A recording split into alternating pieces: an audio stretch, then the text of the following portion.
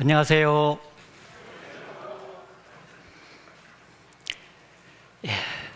다 같이 기도드리겠습니다. 천지 만물을 창조하시고 인간 역사를 친히 다스려 가시는 살아계신 하나님 아버지, 한 주간 성경을 배울 수 있는 귀중한 기회를 주신 것을 진심으로 감사드립니다. 말씀을 듣는 각 사람의 영혼을 성령께서 붙잡아 주시고 그 마음의 문을 열어주셔서 전해지는 하나님의 말씀을 올바로 깨달을 수 있도록 인도하여 주시옵소서. 성경을 배우는 가운데 살아계신 하나님을 발견할 수 있도록 인도해 주시고, 살아계신 하나님 앞에서 인생의 모습이 어떠함을 알게 해 주옵소서. 참으로 하나님이 모든 사람에게 값없이 주심하고 약속하신 영원한 생명을 모두가 다 얻을 수 있도록 자비를 베풀어 주옵소서. 말씀을 증거하는 사람에게도 성령께서 같이 계셔서 하나님의 말씀을 온전하게 증거할 수 있도록 붙잡아 주시옵소서. 주 예수님 이름으로 기도드렸습니다. 아멘. 구약 성경 시편 89편을 찾겠습니다. 시편 89편 47절 말씀입니다.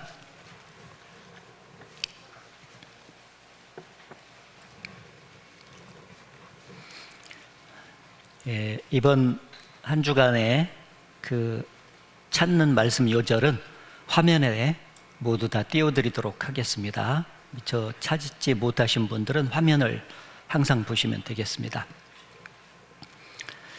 시편 89편 47절 같이 읽어보겠습니다.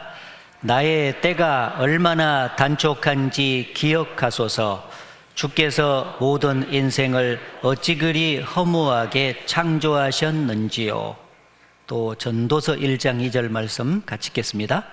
전도자가 가로되 헛되고 헛되며 헛되고 헛되니 모든 것이 헛되도다. 한 주간 여러분과 함께 하나님의 말씀인 성경을 배우게 돼서 무척 기쁩니다. 진지하게 말씀 잘 배우시는 가운데 하나님이 주시는 영원한 생명을 얻고 소망 중에 남은 생을 사셨으면 좋겠습니다. 그리스의 유명한 철학자 아리스토텔레스는 인생의 목적은 행복에 있다, 이런 말을 했습니다. 인생은 행복을 위해서 산다는 것이죠. 이 땅을 사는 모든 사람도 하나같이 행복을 위해서 삽니다. 불행하게 살다가 인생을 끝을 내고 싶어 하는 사람은 한 사람도 없을 겁니다. 그렇죠? 그런데 문제는 살면 살수록 행복을 느끼고 행복을 경험하기보다도 허무함을 더욱더 많이 느끼게 된다는 것입니다. 그래서 많은 사람들이 그 허무한 인생길을 때로는 시를 써서 표현하기도 하고, 때로는 그림을 그려서 표현하기도 하고, 다양한 그 예술 작품을 통해서 표현하면서 그 인생의 허무함을 달래면서 이제 살고 있습니다. 인생은 일장춘몽이다. 봄에 한바탕 꾼 꿈과 같은 것이 인생이다. 또 인생은 초로 인생이다. 풀잎에 맺힌 이슬과 같은 것이 인생이다. 또 인생은 바람잡이와 같다. 바람을 잡으려 해도 결코 잡을 수 없는 것처럼 인생의 행복이라고 하는 것이 마치 그와 같은 것 같다. 그런 표현들을 하면서 이제 살고 있죠. 여기 자료에도 보면은 틀림없이 사람은 행복을 위해서 사는데 살면 살수록 허무해져요. 그게 문제지 않습니까? 행복 잡힐 듯 잡히지 않는 삶의 화두, 행복이 안 잡힌다. 가난한 사람도 돈 많은 사람도 아무도 행복하지 않다. 돈벼락이 행복 시작이 아니더라. 사람들은 돈만 많으면 행복할 텐데 그런 생각을 많이 하지 않습니까?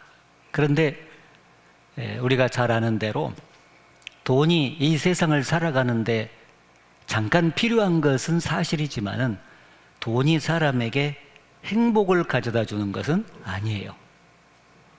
삶의 수단일 뿐이지 돈이 사람에게 행복을 가져다 주는 것은 아닙니다. 만약에 돈이 사람에게 행복을 가져다 준다면은 이 세상에 제일 돈 많이 갖고 있는 사람 순서로, 부자 순서로 행복감을 가장 많이 느끼고 살아야 되잖아요. 근데 과거에 돈병철 회장님한테 가서 어떤 기자가 물었다 그러잖아요. 회장님은 우리나라에서 제일 부자시고 문어발처럼 기업체도 많이 갖고 계신데 정말 행복하시겠습니다, 이렇게 물었어요. 그때 그 회장님이 행복하다는 얘기를 안 했습니다. 행복? 나는 그 행복이 아직도 무엇인지 모른다네. 나는 오늘도 할 일이 너무너무 많아서 걱정이 태산 같네. 그런 얘기를 한 거예요.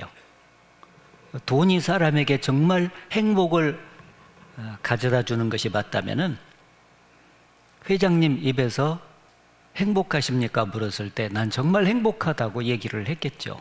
그 행복이 무엇인지 모른다고 말씀하신 것을 보면은 돈이 이 세상을 살아가는데 필요한 것은 사실이지만은 돈이 사람에게 행복을 갖다 주는 것은 아니라는 것을 알 수가 있죠. 성경은 오래전에 전도서 5장 10절에 말씀하시기를 은을 사랑하는 자는 은으로 만족함이 없고 풍부를 사랑하는 자는 그 소득으로 만족함이 없나니 이것도 헛되도다. 돈을 많이 소유함으로써 행복을 얻어보려고 하는 사람은 마치 바닷물을 펌하심으로써 갈증을 해소해 보려고 하는 사람처럼 어리석다라고 탈무드에 기록이 되어 있는데 그렇습니다. 돈은 필요한 것이지 행복의 근원이 될 수는 없다 하는 것은 진리입니다. 어떤 사람은 지식을 많이 쌓으면 행복할 줄 알아도 전도서 1장에 보게 되면 지혜가 많으면 번뇌도 많고 지식을 더하는 자는 근심을 더하느니라. 식자우환이라고 지식이 이 세상을 살아가는데 잠깐 필요한 것은 사실이에요. 열심히 공부해야죠. 그러나 그 인간적인 지식이 사람의 마음속에 진정한 행복을 갖다 주는 것은 아니에요.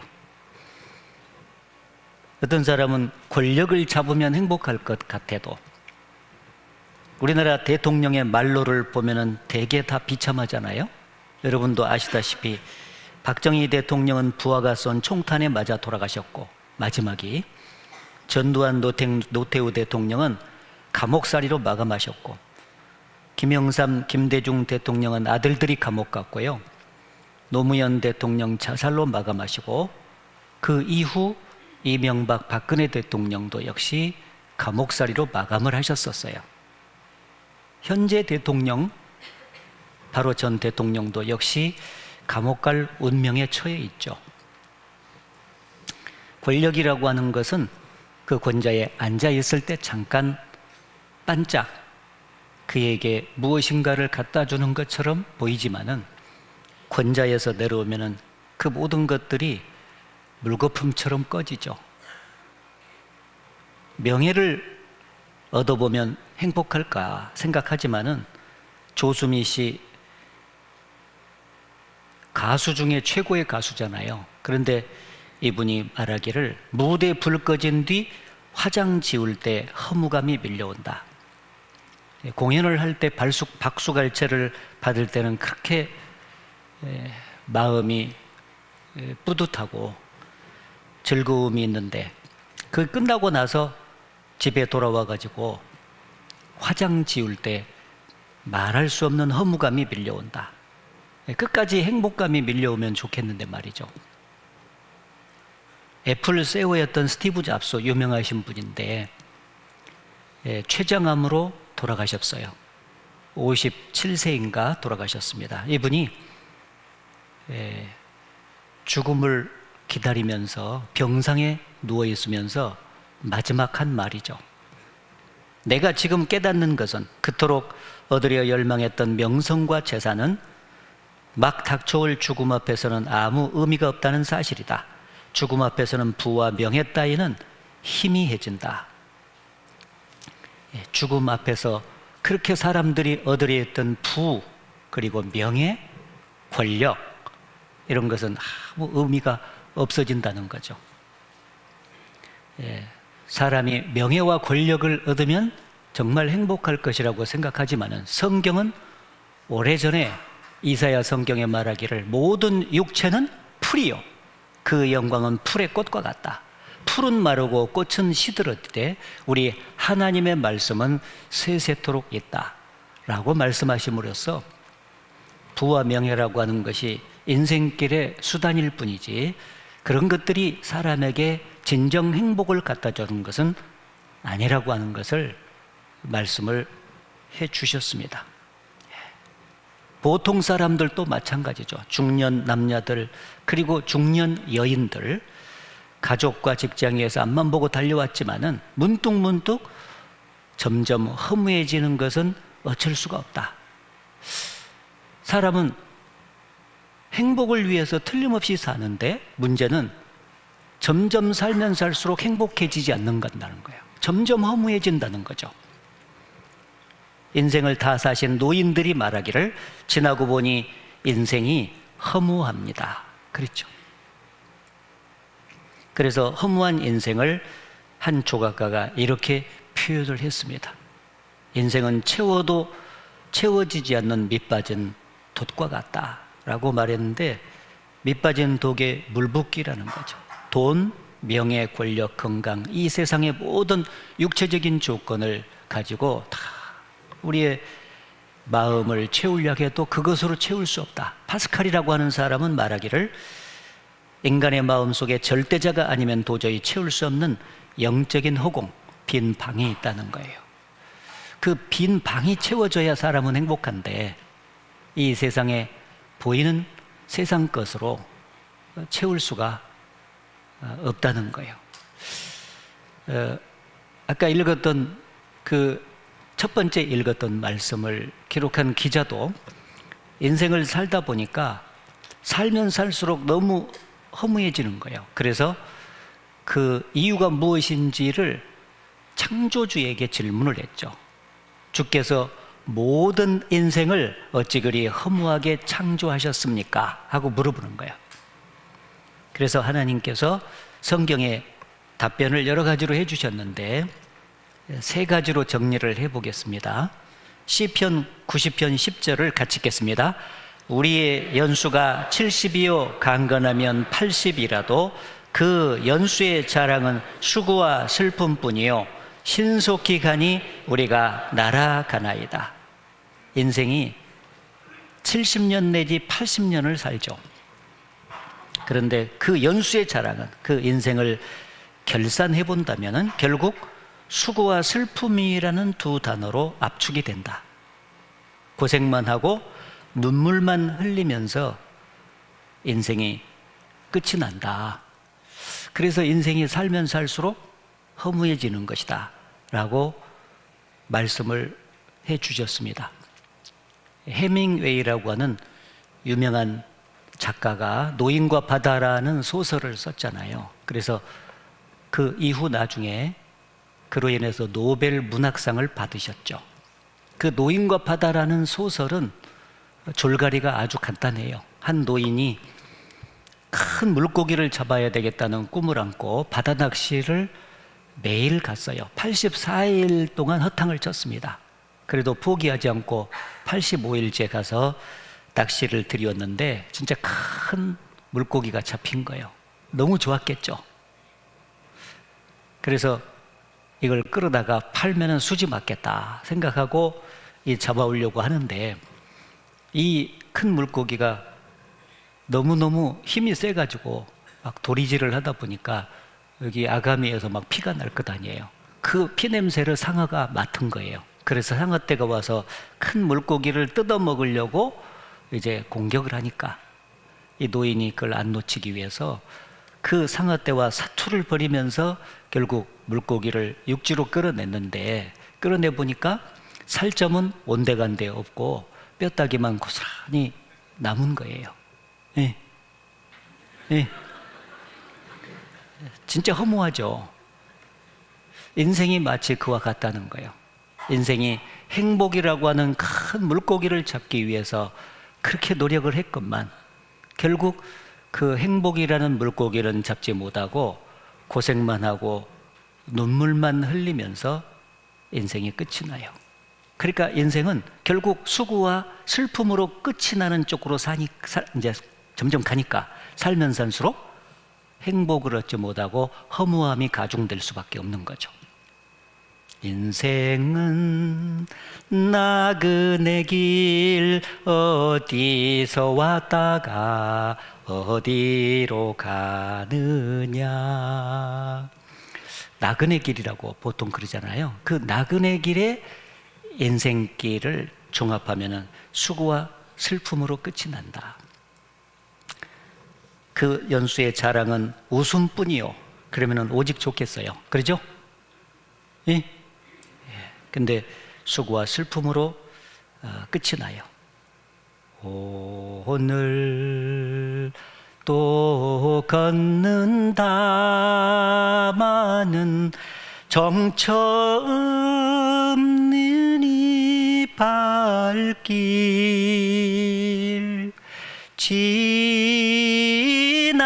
지나온 자욱마다 눈물 고였다. 옛날에 그 유행가 가사에 나와요. 아이고, 목사님은 좋겠다 유행가까지 하고. 유행가에는 인생이 녹아있기 때문에 여러분에게 한번 불러드린 거예요. 지나온 자욱마다 웃음이 고였다. 그러면 행복이죠. 그런데 지나온 자욱마다 눈물이 고였다. 울고 왔다 울고 가는 서러운 사연을 끝까지만 할게요. 네, 웃고 왔다가 웃고 가면 좋겠지만은 울고 왔다가 울고 가니 살면 살수록 인생이 허무해질 뿐이다 라는 말씀을 하고 있습니다. 그리고 두 번째는 신속히 가니 우리가 날아가나이다. 그 수고와 슬픔뿐인 인생도 오래 살고 싶은데 인생이 너무나도 짧게 끝나버리는 거예요. 신속히 가니 우리가 날아간다. 그래서 인생은 화살과 같이 빠르다고, 화살을 CM에서 탁 당기면 막 화살이 쫙 지나가는데 얼마나 빨리 지나갑니까? 그렇죠? 사람은 자기가 먹은 나이만큼 세월의 속도감을 느낀다 그러잖아요. 20, 30대는 시속 20, 30km 정도밖에 세월이 안 가요. 그러니까 세월 가는 게 안 느껴지죠. 근데 벌써 40, 50대를 넘어가면은 속도감이 느껴져요. 50대는 시속 50km, 60대는 시속 60km. 저는 벌써 올해 시속 66km. 70대는 시속 70km, 80대는 시속 80km. 점점 빨라지는 거예요. 그런데 그 빨리 흘러가는 그 세월을 막을 수도 없고 잡을 수도 없다. 그것이 너무나 안타까울 일이잖아요. 그래서 그 빨리 흘러가는 세월의 속도감이 얼굴에 그대로 묻어나잖아요. 점점 얼굴에 주름이 젖잖아요. 그래서 이거를 메워보기 위해서 화장을 해보지만은 딱 20대만 화장빨이 받고, 30대는 치장, 40대는 분장, 50대는 변장, 60대는 환장. 저도 좀 지금 환장하고 나왔어요. 60대니까. 화장빨이 받지를 않는다. 가는 세월을 막을 수가 없어요. 가는 세월 그 누구가 잡을 수가 있나요? 흘러가는 시냇물을 막을 수가 있나요? 잡을 수도 막을 수도 없는 인생 신속히 가니 우리가 날아가나이다. 그리고 이거 보십시오. 신속히 갑니다. 이렇게 여기서 여기까지도 신속히 가고 막 날아갑니다. 그리고 여기 보시면은 전도서 5장에 보면 저가 모태에서 벌거벗고 나왔은즉 그 나온 대로 돌아가고 수고하여 얻은 것을 아무것도 손에 가지고 가지 못하리니 이것도 폐단이라. 어떻게 왔든지 그대로 가리니 바람을 잡으려는 수고가 저에게 무엇이 유익하랴. 이 세상에서 그렇게 노력을 해서 무엇인가 얻었으면은 그것을 죽음 건너편까지 가져가서 영원히 누릴 수만 있으면 오직 좋겠냐 그 말이야. 근데 죽을 때 그 모든 것을 다 놓고 간다. 놓고 가요. 그러니까 허무하죠. 가져갔으면 좋겠는데. 성경에 저가 죽음에 가져가는 것이 없고 그 영광이 저를 따라 내려가지 못함이로다 하는 말씀이 있는데, 돈을 쌓았든지 지식을 쌓았든지 명예와 권력을 쌓았든지 그 무엇을 이 세상에 쌓았든지 그 모든 것을 죽을 때 가져갈 수가 없다는 거예요.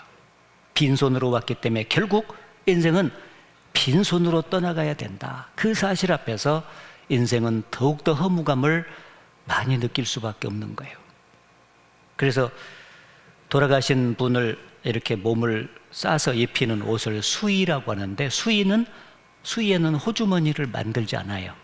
왜냐하면 가져갈 것이 없는데 호주머니를 만들어서 무엇에다 쓰겠습니까?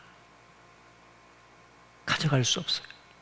인생은 벌거숭이 빈손으로 왔다가 빈손으로 가는 것. 그렇게 수고를 하지만은 인생길에서 그렇게 행복을 위해서 노력을 하지만은 고생만 하고 눈물만 흘리면서 인생의 끝이 납니다. 그리고 오래 살고 싶지만은 너무나도 짧게 끝나는 인생이에요. 수고한 것을 가져가고 싶지만 결코 가져갈 수 없는 인생. 그래서 인생 7, 80년은 살면 살수록 행복이 아니라 점점 허무해지는 것이다 라고 하나님께서 말씀을 해주셨습니다. 그러면은 이렇게 허무한 인생길을 계속 살아가다가 죽음 이후에 영원히 불행한 장소에서 살아야 되겠냐 그 말이에요. 이제라도 이 허무한 인생길을 끝내버리고 향후 행복한 인생길을 걸어가다가 죽음 이후에 영원히 행복한 곳에서 살 수는 없을까? 자, 이 문제를 같이 생각해보고 답을 얻어보기 위해서 한 주간 성경을 배우게 된 것입니다. 인생이 참으로 불행한 이유는 인생의 근본적인 문제에 대한 답을 얻지 못하고 살아서 그래요. 여기 말씀드린 이병철 회장님이시잖아요. 이분 77세에 이르기로 폐암 선고를 받고 돌아가셨어요. 돌아가시기 한 달 전에 깊이 인생을 고뇌하면서 자기가 갖고 있는 24개의 문제를 천주교 신부한테 질문지를 써서 보냈죠. 근데 그 답이 돌아오기도 전에 돌아가셨습니다. 자, 그분이 죽기 전에 정말 인생길을 돌아보면서 깊이 고민하고 고뇌하면서 생각했던 그 문제가 뭘까요, 여러분? 어떻게 하면 돈을 잘 벌까? 어떻게 하면 기업 경영을 잘할 수 있을까? 어떻게 하면 이 세상에서 잘 먹고 잘 살까? 그거 고뇌했을까요? 아닙니다, 여러분.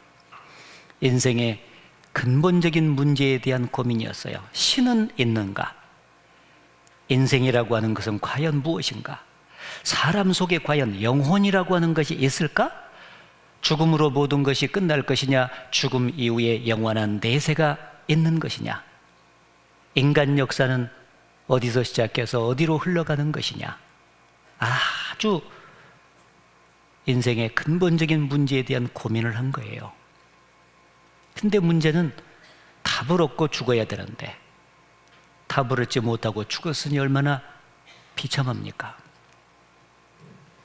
저는 이 24개양의 질문을 5가지로 요약해서 여러분에게 말씀을 드리고 그 문제에 대한 답을 얻도록 이번에 성경을 통해서 도와드리려고 하는 것입니다. 여기 보시면은 첫째, 창조주 하나님은 계실까? 기독교인들 앞에만 놓인 문제가 아니라 모든 사람에게 놓인 문제예요. 왜 창조주 하나님은 계실까 하는 문제가 가장 중요한 문제 중에 하나일까요? 여러분은 태어나서 지금까지 살아오면서 하늘을 보면 해와 달과 수많은 별들을 보고 살았죠. 이 땅을 보면 수많은 식물과 수많은 동물과 수많은 사람들이 살아요. 이거 다 합해서 천지 만물 그래요. 그 천지 만물을 보면서 여러분은 무슨 생각을 하셨어요? 저것들은 저절로 생겼을까? 누가 만들었을까? 예. 예. 그 생각 해보셨죠? 저건 저절로 생겼을까? 누가 만들었을까? 만드신 분이 계신다면 그분은 과연 누구일까? 이 만물의 기원에 대해서 모든 사람은 궁금해해요. 죽을 때까지 궁금해해요. 근데 그 문제 풀고 죽어야 돼요. 그래서 이 창조주 하나님은 참으로 계실까? 이 문제가 여기 계신 여러분에게도 대단히 중요한 문제다. 천지 만물을 창조한 창조주가 계신다면은 그분이 여기 앉아 계신 여러분도 만드신 분이거든요. 여러분을 만드신 하나님이 계신다면 여러분과 관계가 없을까요? 여러분을 낳아주시고 길러주신 부모님과도 평생 뗄래야 뗄 수 없는 불가분의 관계를 갖고 살아가잖아요. 근데 여러분을 만들어주시고 이 땅 가운데 살게 하시는 창조주가 계신다면 그분은 부모님보다 더 귀한 분 아니겠어요? 그분이 계신다면 그분과 여러분 사이는 뗄래야 뗄 수 없는 불가분의 관계를 갖고 사는 거죠. 자식은 자기를 낳아주신 부모님을 마땅히 알아보고 그 부모님을 은혜에 보답하면서 부모님을 섬기면서 사는 것이 마땅하잖아요. 그와 마찬가지로 피조물인 인생은 자기를 창조하신 하나님을 마땅히 알아봐야 되고 그리고 그분이 베푸신 은혜가 무엇인지를 알고 감사하고 그분을 평생 섬기면서 사는 것이 마땅한 것입니다. 근데 많은 사람들이 자기를 낳아주시고 길러주신 부모님은 알고 살아도 자기를 이 땅 가운데 창조해 주신, 자기를 존재케 하신 창조주는 모르잖아요. 그래서 그분을 소개해 드리려고 하는 것입니다, 이번에. 두 번째, 인류 역사는 시작과 끝이 어디냐? 어디서 시작해서 어디로 흘러가는가? 참 궁금하죠? 인간 역사의 시작과 끝을 사람은 모르잖아요. 그 문제에 대해서 답을 얻을 수 있다면 너무 좋겠죠. 또 인생은 어디서 와서 왜 살며 어디로 가는가? 기차 여행을 하더라도 출발역이 있고 종착역이 있고 기차 여행에 분명한 목적이 있죠. 사람도 7, 80년 인생 여행을 하는 것이라고 말할 수 있는데 여러분의 인생의 출발역은 어디였어요? 그리고 종착역은 어디가 될까요? 그리고 이 땅의 인생 여행의 목적, 사는 목적이 무엇이에요? 왜 사세요? 왜 사시냐고 물어보면 얼른 답하기가 어려우시죠? 사는 목적은 분명히 하고 살아야 되겠지 않습니까? 그리고 영혼과 사후의 세계는 있는가? 영혼, 짐승하고 사람이 다른 것은 영혼이 있고 없고의 차이예요. 근데 과연 그 눈에 보이지 않는 영혼이 내 속에도 있을까? 그리고 죽음으로 모든 것이 끝나는 것일까? 죽음 이후에 영원한 세계가 있을까? 사람들은 죽음 이후에 천국 갈 준비하고 사셔야 되죠 하고 전도하면은요, 죽어봤어요? 죽음으로 모든 것이 끝난다고 생각하는 거예요. 그러니까 대벌에 죽어봤어요? 천국 갈 준비하게? 자, 그렇게 질문을 하신 분에게 질문을 드려볼 수 있을까요? 그러면 당신은 죽어봤습니까? 그렇게 질문하신 분에게 물어볼 수 있잖아요. 당신은 죽어봤어요? 안 죽어봤잖아요. 안 주고받기 때문에 죽음 이후에 적어도 천국과 지옥이 있을 수도 있고 없을 수도 있고 50% 확률은 되잖아요. 그런데 왜 안 알아보세요? 여러분, 평생 교통사고 날 확률이 35%, 암이 들 확률이 36%라 그래요. 그 35%와 36%의 확률을 대비하기 위해서 사람들은 자동차 보험을 미리 들고 암 보험을 미리 들어요. 그러면 죽음 이후에 50% 확률이나 되는데 생각해 보셔야 되잖아요. 알아보셔야 되지 않겠습니까? 죽음 이후에 천국과 지옥이 정말 있는지 없는지 알아봐야 되죠. 그리고 천국과 지옥이 정말 있다면 당연히 천국을 가야 되지 않겠습니까, 여러분? 그 문제 중요하죠. 그래서 이번에는 알아보자는 거죠. 자, 그리고 이제 마지막으로 제일 중요한 문제는 뭐냐? 어떻게 구원받아서 천국 갈 수 있나? 하나님이 계시고 사람 속에 영혼이 있고 죽음 이후에 천국과 지옥이 진짜로 있다면은 지옥에 갈 수밖에 없는 인생에 어떻게 그 가운데서 구원을 받아서 천국 갈 수 있을까? 많은 사람들이 생각하는 것처럼 선하게만 살면 천국 가나? 아니면 돈만 많이 바치면 천국 갈까요? 교회당에 열심히 다니면 천국 갈까요? 아니면 또 다른 길이 있을까요? 예. 자, 이 5가지의 문제를 제가 요약을 해드렸는데 이 인생의 근본적인 그 문제는 세상 사람들이 하는 교양 강좌에서 답을 얻을 수가 없습니다. 세계 종교 경전에서도 답이 없어요. 오직 천지를 지으시고 사람을 만드신 하나님만이 답을 주시는데 그 답을 성경을 통해서 주시는 거예요. 그래서 성경을 배워야 되는 거죠. 알아야 답을 알 수 있죠. 그래서 한 주간 동안 이 성경을 진지하게 믿을 수 있도록 여러분에게 증거를 해드릴 거예요. 여러분은 열린 마음으로 객관적으로 잘 듣고 확인해 가면은 내가 믿으려고 애쓰지 않아도 확실하게 믿는 그 믿음을 소유하시게 될 것입니다. 성경에 답이 있다. 따라해보세요. 성경에 답이 있다. 예, 왜 성경을 배우냐면 인생의 근본적인 문제에 대한 답을 얻기 위해서입니다. 자, 성경이 뭔지를 좀 알아야 되겠죠. 성경 세상 최고의 베스트셀러예요. 이 세상에서 제일 많이 팔린 책이죠. 배워볼 만하죠. 또 이 세상 언어로 이제 번역을 하잖아요. 근데 가장 많은 언어로 번역된 책이에요. 25년 말 통계로 4,121개 언어로 성서가 번역이 됐습니다. 그러니까 4,121개 언어로 번역이 돼가지고 62억 명이 성경을 접하고 있어요.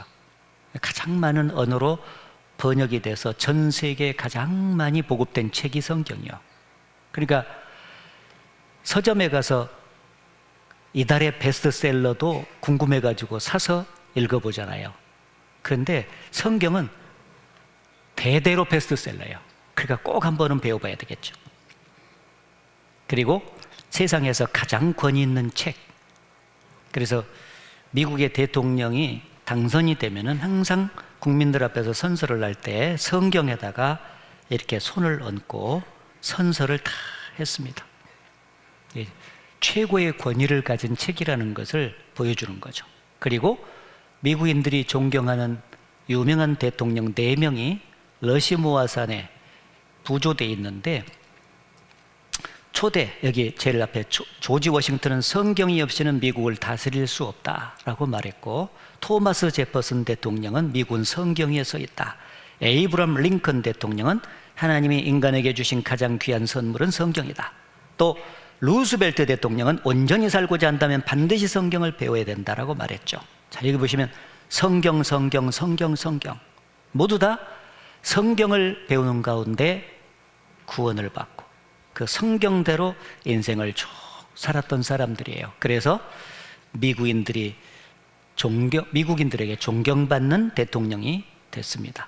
성경은 사람이 배우면 배울수록 사람에게 구원을 받게 할 뿐 아니라 정말 행복한 인생길을 걸어가도록 도와줘요. 많은 사람들을 하나님 보시기에 바르게 변화시켰던 책이 성경입니다. 아이작 뉴턴이라고 하는 사람은 말하기를 성경은 사람이 반드시 알아야 되는 진리다라고 그 과학자가 말했고, 영국의 유명한 엘리자베스 여왕은 나는 영국을 버릴 수는 있어도 성경을 버릴 수는 없다. 왜? 하나님이 사람에게 주신 인생 최고의 지침서거든요. 그걸 버릴 수 없다고 말했어요. 여러분도 이번에 성경을 통해서 구원받고 성경을 삶의 지침서로 삼고 꾸준하게 삶 속에 성경을 적용하면서 살아간다면 가장 바르게 살고 행복한 인생길을 걷게 될 것입니다. 이 성경이 어떻게 기록됐을까요? 베드로후서 1장 21절에 보면은 예언은 언제든지 사람의 뜻으로 된 것이 아니요. 같이 읽겠습니다. 오직 성령의 감동하심을 입은 사람들이 하나님께 받아 말한 것임이니라. 그래서 이 성령의 감동하심을 입은 사람들, 이 성경을 기록할 목적으로 하나님이 역사 속에서 1600년간에 걸쳐서 40명의 사람을 선발을 해냈어요. 그래서 성령으로 감동을 시키고 그에게 하나님의 말씀을 계시해 주면 기자가 그대로 받아쓰기를 해서 나온 게 성경이에요. 여기 보면 하나님께 받아 말한 것입니다. 대통령이 국민들에게 말씀을 하시면 기자들이 쭉 받아쓰잖아요. 그걸 신문에 내잖아요. 기자가 쓰기는 썼어도 글의 내용은 대통령 말을 받았었기 때문에 대통령 말씀이죠. 40명의 기자, 인간의 언어로 받아 썼지만은 글의 내용은 하나님의 것이다. 그래서 하나님의 말씀. 그래 이제 이 성경을 쭉 공부해 보면은 이제 하나님의 말씀다운 특징이 계속 나타나죠. 사람 말이 아니라는 게. 이 인류 역사는 예수 그리스도의 탄생을 기점으로 BC와 AD로 이렇게 나눠져요. BC는 Before Christ, 그리스도 예수님이 오시기 전, AD는 아노 도미니, 주님이 오신 후라는 뜻이에요. 그러니까 인류 역사의 기원전과 기원 후를 나누신 인물이 누구냐면 예수 그리스도의 역사의 주인공이십니다. 그래서 인류의 역사, His story, 그의 이야기, 하나님의 이야기, 예수님의 이야기예요. 성경은 1600년간에 걸쳐서 기록이 됐는데 BC 1500년부터 예수님이 오시기 전에 1500년간 구약 성경이 기록된 겁니다. 신약 성경은 예수님이 오신 후 100년 사이에 기록됐죠. 그래서 구약 39권, 신약 27권 합해서 66권. 기록 기간은 말씀드린 대로 1600년간. 기록한 기자는 어부부터 시직에서 왕까지 아주 다양했었습니다. 지중해 근방에서 다 기록됐습니다. 지금 2026년에서 시작해 보면은 3500년 전에 기록되기 시작해가지고 1900년 전에 성경 기록이 끝났죠. 굉장히 오래전에 기록된 책입니다. 이미 1900년 전에 기록이 끝난 책이에요. 아주 오래됐죠. 자, 저자는 한 분 하나님이다. 그래서 성경, 구약 성경에만 하나님이 가라사대, 하나님이 말씀하셨다는 표현이 3800번이나 등장을 해요. 자, 그런데 놀라운 사실은 이 1600년간에 걸쳐서 40명의 기자가 받아서 기록한 말씀을 모아서 한 권의 책으로 모아가지고 연구를 해보니까 주인공이 딱 한 분으로 통일이 된다. 그 주인공이 누구냐? 바로 기원 전과 기원 후를 나누셨던 예수 그리스도. 네. 주인공이 예수 그리스도. 따라해보세요. 예수 그리스도. 네. 그리스도란 말은 구원자라는 뜻이에요. 그래서 구원자 예수님이 바로 성경의 주인공이세요. 그래서 이제 이번 한 주간 성경을 쭉 배우는데 오늘 첫 시간에 성경의 주인공이 누구일까? 그 정도는 알고 시작을 해야 될 것 아니에요. 예, 제가 질문 드려보겠습니다. 성경의 주인공은 누구십니까? 정답입니다. 예, 이번에 오신 분들은 참 지혜로운 분이신들이라 금방 한 번 말하면 그냥 다 알아먹으셔요. 자, 그래서 하나님이 이 성경을 사람에게 기록해서 주셨잖아요. 이 성경의 주인공이 예수님을 담아두셨잖아요. 그래서 이 예수 그리스도를 모든 사람에게 전해가지고 결국 모든 사람에게 주시고자 하는 게 뭐냐? 바로 영원한 생명을 주시기를 원하시는 거예요. 자, 여기 요한복음 5장 39절을 같이 읽겠습니다. 너희가 성경에서 영생을 얻는 줄 생각하고 성경을 상고하거니와 이 성경이 곧 내게 대하여 증거하는 것이로다. 자, 이 말씀은 2000년 전에 예수께서 직접 하신 말씀이요. 이 성경이 곧 내게 대하여, 즉 예수님에 대하여 증거하는 것이다. 성경은 예수님 한 분 증거할 목적으로 기록됐어요. 사실 이번에 예수님 말고 많은 내용을 먼저 말씀을 드립니다. 근데 핵심이 예수 그리스도 한 분을 증거할 목적이라는 거예요. 그러면 그 증거에서 최종적으로 얻기를 원하는 게 뭐냐? 성경에서 영생을 얻는 줄 생각하고 성경을 상고한다. 자세히 배운다. 우리는 지금 한 주간 자세히 성경을 배우잖아요. 그럼 성경 공부의 목적은 무엇인가? 바로 영생을 얻으려고. 영생은 영원한 생명의 준말이에요. 따라해보세요. 영생, 영원한 생명. 예, 한시적인 7, 80년의 생애를 사는 인생에게, 그리고 두려움 속에서 사는 인생에게 참으로 죽음 이후에 영원한 생명을 얻게 함으로써 진정한 마음속에 평화와 안식을 주시려고 하는 거예요. 영원한 생명을 주신 겁니다. 반대말이 있어요. 영멸, 영원한 멸망이라고 하는 단어가 있어요. 영생은 천국에서 영원히 하나님과 함께 사는 것이고, 영원한 멸망이라는 영멸은 지옥에서 마귀와 함께 세세토록 사는 것입니다. 따라서 이 성경은 처음부터 이 세상만 존재하는 것이 아니라 죽음 이후에 천국과 지옥이라는 영원한 내세가 실제로 존재한다는 것을 전제하고 기록된 책입니다. 그의 사실이라면 우리는 반드시 천국에 들어가야 되겠죠. 그 유일한 자격이 영생을 얻는 거예요. 다른 말로 구원을 받는다라고 말해요. 근데 많은 사람들이 교회를 다녀본 일이 없는 분들은 물론 성경을 모르니까 영생을 얻지 못한 상태에서 지금 살고 있어요. 근데 문제는 교회를 다닌 사람들 중에서도 많은 사람들이 교회는 열심히 다니는데 영생의 선물을 얻은 적이 없어요. 구원을 받은 적이 없어. 그럼 뭐 때문에 과연 교회를 다니냐?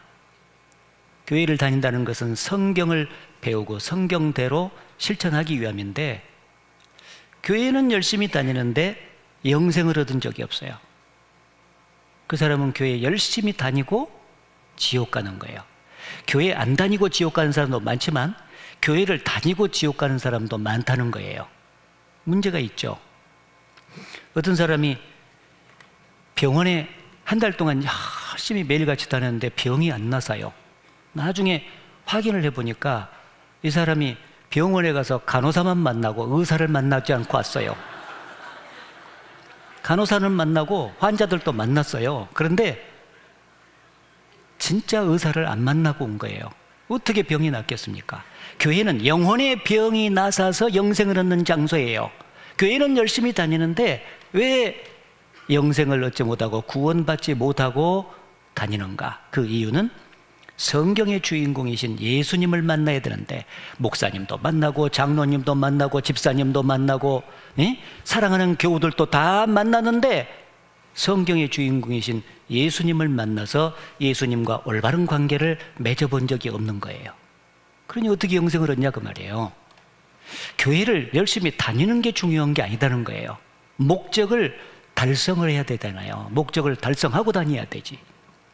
그래서 교회를 안 다니신 분들은 물론 이번에 잘 듣고 영생 얻으셔야 되고, 교회를 열심히 다니신 분들도 과거를 추억해 볼 때 내가 진정한 의미에서 영생을 얻은 적이 없다, 양심적으로, 이번에 야무지게 들어서 영생 얻으셔야 되겠죠. 예?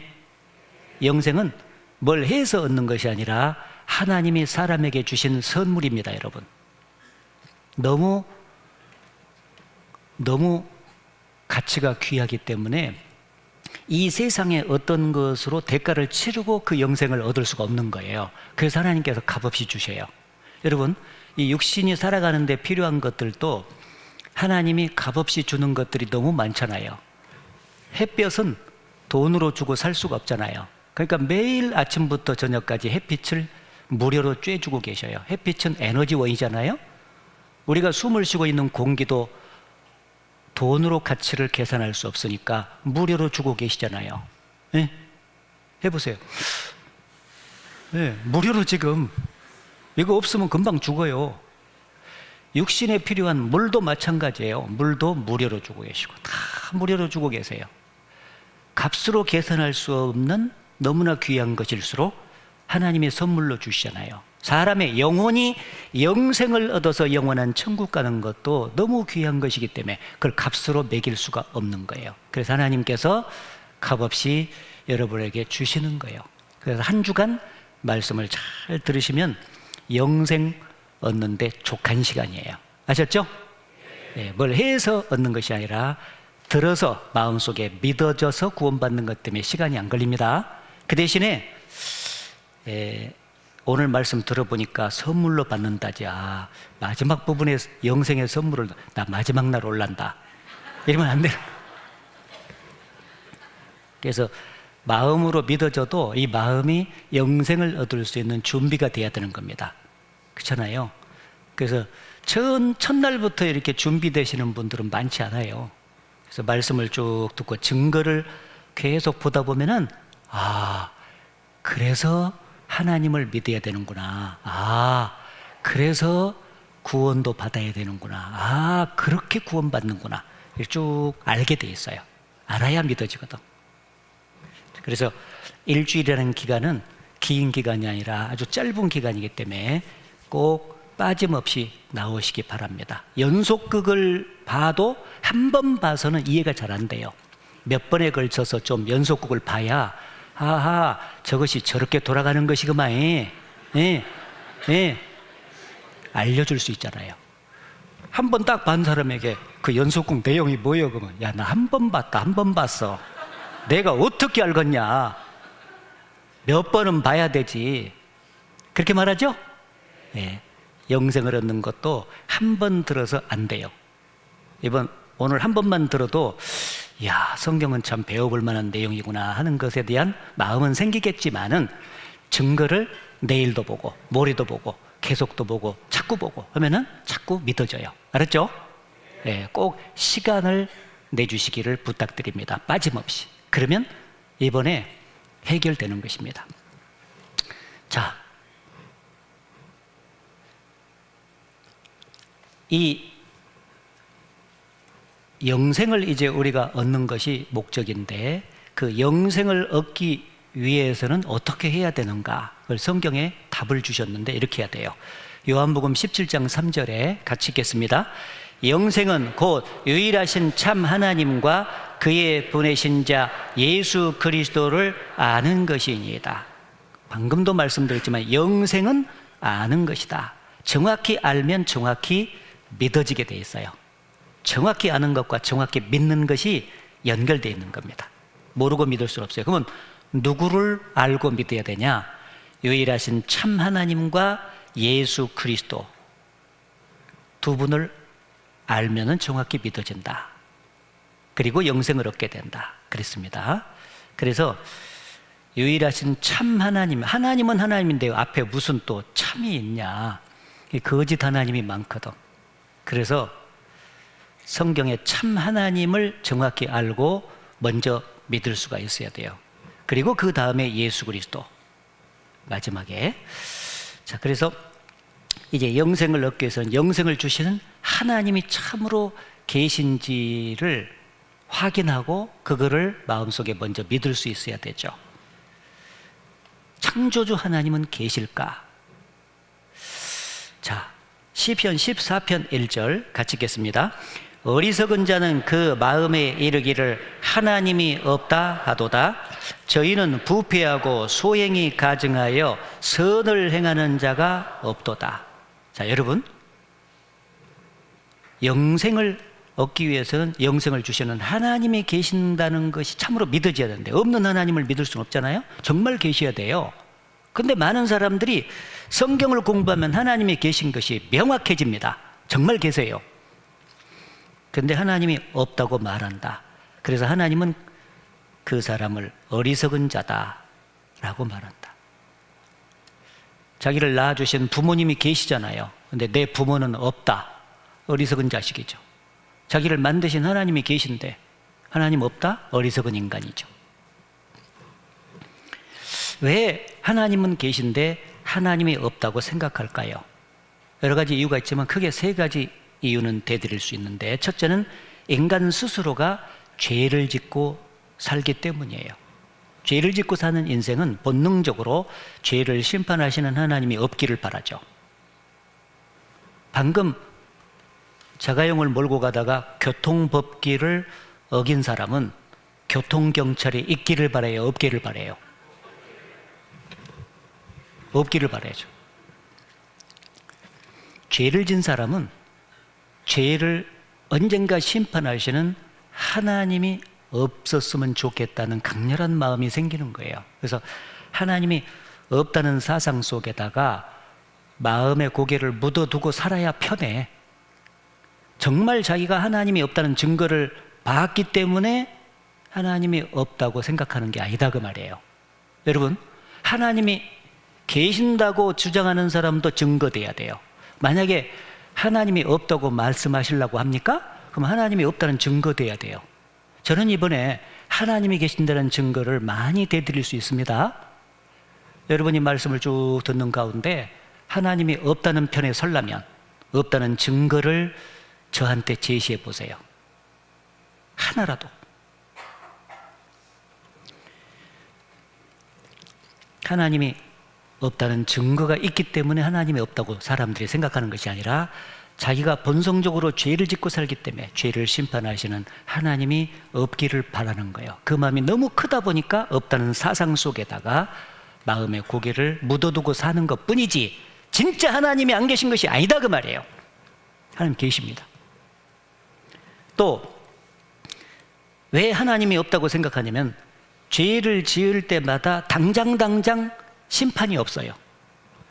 사람들은 하나님이 계신다면 그분은 공평하신 분이라고 생각을 해요. 그래서 선하게 사는 사람은 잘 되게 해주고 악하게 사는 놈들이라 해야 돼.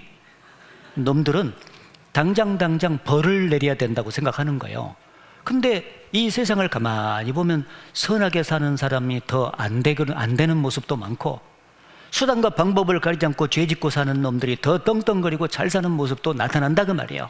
아니 공평하신 하나님이 계신다면 왜 저런 놈들을 당장 심판하지 않고 가만 놔두는 거야. 예를 들면 막 큰 도둑질을 하면 막 하늘에서 작두가 내려가지고 탁 잘라버리면은 아이고 무서워라. 죄를 형벌하시고 심판하시는 하나님이 계시구나 하고 덜덜 떨 텐데 죄를 지어도 가만 놔둔다 그 말이에요. 그러니까 하나님이 없다고 생각하는 거예요. 그러면서 자기도 맘대로 같이 죄 짓고 산다고 성경이 돼 있어요. 전도서 8장에 말씀하시기를 악한 일에 징벌이 속히 실행되지 아니하므로 인생들이 악을 행하기에 마음이 담대하도다. 당장 심판이 없으니까 하나님 없어? 나도 죄 짓고 사는 거야. 그렇게 산다는 거예요. 그런데 하나님이 안 계셔서 심판을 안 하는 게 아니에요. 성경을 보면 인생 전체의 죄를 죽음 이후에 한꺼번에 심판하시겠다고 하나님이 결정하셨어요. 한 번 죽는 것은 사람에게 정하신 것이요 그 후에는 심판이 있으리니. 그래서 죽음 이후에 한꺼번에 심판하기 때문에 당장 심판하지 않고 계시는 거예요. 심판을 하시는 하나님이 안 계셔서 그런 게 아니라 심판을 죽음 이후로 유보하고 계신다 그 말이에요. 아셨어요? 심판을 유보하고 계실 뿐이지 다 죄 짓는 것을 보시는 거예요. 악한 일에 징벌이 속히 실행되지 아니하므로 인생들이 악을 행하기에 담대한데 하나님이 보시지도 않냐? 하나님은 허망한 사람을 아시나니 악한 일에 상관치 않으신 듯하나 다 보시느니라. 하나님은요 인생 전체의 삶을 다 지켜보고 계시는 분이에요. 그래서 한꺼번에 심판하신다는 것을 잊지 말아야 돼요. 그리고 가장 많은 이유는 눈에 보이지 않으니까. 사람처럼 하나님을 볼 수가 있다면 하나님이 계신다고 금방 믿겠지만 하나님의 눈에 보이지 않으니까 많은 사람이 안 믿죠. 그러나 보이지 않는다고 존재하지 않는다고 확신할 수는 없죠. 왜냐하면 이 세상에 보이는 것도 많지만 보이지 않는 것이 훨씬 더 많아요. 과학자들은 78대 22로 보이지 않는 것이 보이는 것보다 더 많다고 증거했어요. 공기는 눈에 보이지 않지만 존재하잖아요. 전파도 우리 눈앞에 지나가지만 보이지 않지만 존재하죠. 전선 가닥을 속에 흐르는 전류도 눈에 보이지 않지만 존재하죠. 야 이놈아, 여러분한테 안 그랬어요? 너네 이놈아 양심도 없냐? 막 수단과 방법을 가리지 않고 사는 놈들한테 양심이 없냐고 막 질책을 하잖아요. 여러분 양심 본 적 있어요? 양심을 본 적은 없지만 양심을 부인하면서 사는 사람은 없죠. 이와 같이 보이지 않는 것을 계속 생각하면 너무 많은 거예요. 하나님은 보이는 것과 보이지 않는 것을 동시에 성경에 보면 창조하셨다고 기록을 했고 그 하나님은 보이지 않는 모습으로 존재한다고 기록이 되어 있는 거예요. 그러니까 보이는 것도 존재하고 보이지 않는 것도 존재한데 이걸 같이 만드신 하나님은 보이지 않는 모습으로 존재한다는 거예요. 하나님은 홀로 한 분이신 능하신 자이며 아무 사람도 보지 못하였고 또 볼 수 없는 자시니 한 사람도 하나님을 직접 볼 수가 없다. 왜냐하면 하나님은 영으로 계시기 때문이다. 영, 스피리트, 영어로는 스피리트. 한자로는 이렇게 씁니다. 영, 스피리트 이렇게 써요.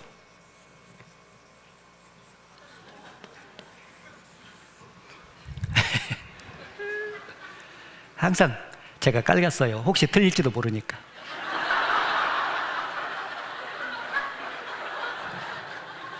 이해하시죠? 예, 여러분이 한자를 배우다면 이렇게 생긴 저기가 나옵니다. 이게 신령영이라 그래요. 신령영. 그래서 사람처럼 육체는 갖지 않고 영으로 계신 분이다. 그래서 요한복음 4장 20절에 예수께서 말씀하시기를 하나님은 영이시다라고 말씀하셨고 그 영의 특징을 살과 뼈가 없다. 사람은 살과 뼈로 뭉쳐진 육체가 있어서 보이지만은 하나님은 살과 뼈로 뭉쳐진 육체는 없으시고 영으로만 계시기 때문에 볼 수가 없다라고 말씀을 하셨습니다. 그러면 그 보이지 않는 영으로 계신 하나님을 어떻게 만날 수 있을까? 어떻게 알고 만날 수 있을까? 보이지 않는 것을 보는 도구가 있잖아요.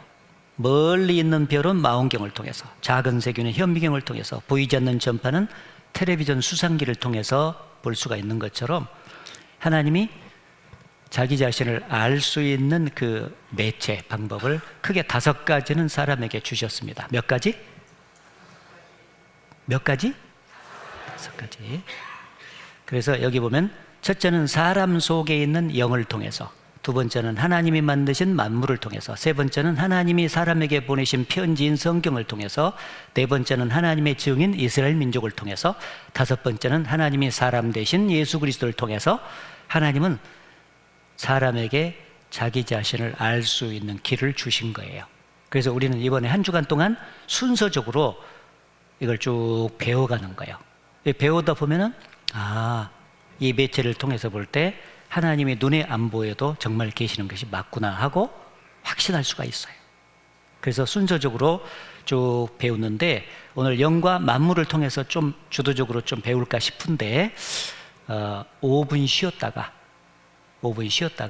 이어서 말씀 배우겠습니다. 눈에 보이지 않는 하나님이 참으로 살아계신다는 것이 일단 영생 얻으려면 그것부터 믿어져야 됩니다. 하나님이 계신 것이 안 믿어지고 영생을 얻는 사람은 없어요. 절대적인 조건입니다. 하나님께 나아가는 자는 반드시 그가 계신 것을 믿어야 할지니라고 말씀하셨기 때문에요. 자, 하나님이 눈에 보이지 않는 하나님이 계신다는 첫 번째 증거가 뭐냐? 바로 인간 속에 있는 영이 바로 하나님이 계신 첫 번째 증거다. 아까 하나님은 영으로 계신다고 했죠. 따라해보세요. 하나님은 영이시니 그 영을 사람 만들 때 육체를 흙으로 만드시고 사람 만들 때 넣어주셨어요. 그래서 사람은 하나님을 조금만 찾으면 하나님을 알고 만날 수 있는 영적인 감각기관이 있는 거죠. 속에 식물과 동물은 없어요. 그래서 성경에는 이렇게 기록이 되어 있습니다. 이는 하나님을 알만한 것이 저희 속에 보임이라 하나님께서 이를 저희에게 보이셨느니라. 식물과 동물은 영이 없기 때문에 아무리 그들이 하나님을 찾아도 하나님을 만날 수가 없습니다. 그러나 사람 속에는 하나님의 형상을 닮은 영이 와 있기 때문에 조금만 찾으면은 하나님이 계신 것을 알 수 있도록 해 주신 것이죠. 그러니까 하나님을 알고 만날 수 있는 영적인 감각기관, 바로 영혼을 사람 속에 넣어 주셨다는 것은 정말 축복이죠. 창세기는 세상을 창조한 기록이라는 뜻이에요. 성경 맨 처음 부분이죠. 1장에 천지창조를 쭉 순서대로 말씀을 했는데 우주와 지구를 만드시고 지구 위에 식물, 동물, 사람 순서대로 이제 창조를 해요. 6일간에 걸쳐서. 식물과 동물은 종류대로 창조했다라고 기록이 되어 있어요. 들어보세요. 종류대로. 근데 사람 창조할 때는 표현이 자기 형상대로 창조했다고 기록을 해요. 여기 보면 하나님이 자기 형상, 곧 하나님의 형상대로 사람을 창조하시되 남자와 여자를 창조하시고 겉모습은 두 종류, 남자, 여자, 맞죠? 그러나 그 속은 똑같아요. 하나님의 형상대로 사람을 창조한 것입니다. 그 하나님의 형상이 영이었잖아요. 사람이 하나님을 닮은 존재다라고 말할 때는 육체를 가르치는 게 아니에요. 영, 요 안에. 그래서 창세기 2장 7절은 인류의 조상인 아담을 만드실 때 이렇게 만들었다고 기록을 하고 있어요. 여호와 하나님이 흙으로 사람을 지으시고, 그래서 육체가 흙인 거예요. 요즘에 그 원형질과 광물질을 과학적으로 분석하는 기술이 개발됐잖아요. 그래서 사람의 육체를 분석을 하면 흙과 똑같은 물질이라는 사실이 원소가 같다는 것이 입증이 된 겁니다. 현재 흙으로 사람을 지으셨다는 말이 맞고요. 생기를 그 코에 불어주신 사람이 생영이 된지라, 산영. 그래서 사람 속에도 영이 들어가 있는 거예요. 그래서 육체 속에다가 하나님의 형상인 영을 집어 넣어 주셔서 사람이 된 것입니다. 스가랴 성경에도 보면 여호와 곧 하늘을 펴시며 땅에 터를 세우시며 사람 안에 심령을 지으신 자가 가라사대. 하나님은 천지 만물만 지으신 것이 아니라 사람도 지었는데 그 속에 영혼을 집어넣어서 사람을 만드셨다. 예수님 말씀에 몸과 영혼을 능히 지옥에 멸하시는 자를 두려워하라. 이걸 보면은 보이는 몸하고 사람은 보이지 않는 영혼하고 크게 두 종류로 구분이 되어 있어요. 그렇게 만드셨습니다. 세 가지로 말을 하면 영혼, 몸으로 기록이 되어 있습니다. 어떤 차이가 있습니까? 겉모습은 동글동글하잖아요.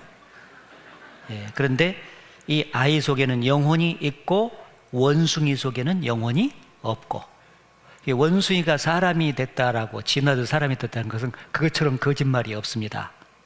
처음부터 다르게 창조했거든요.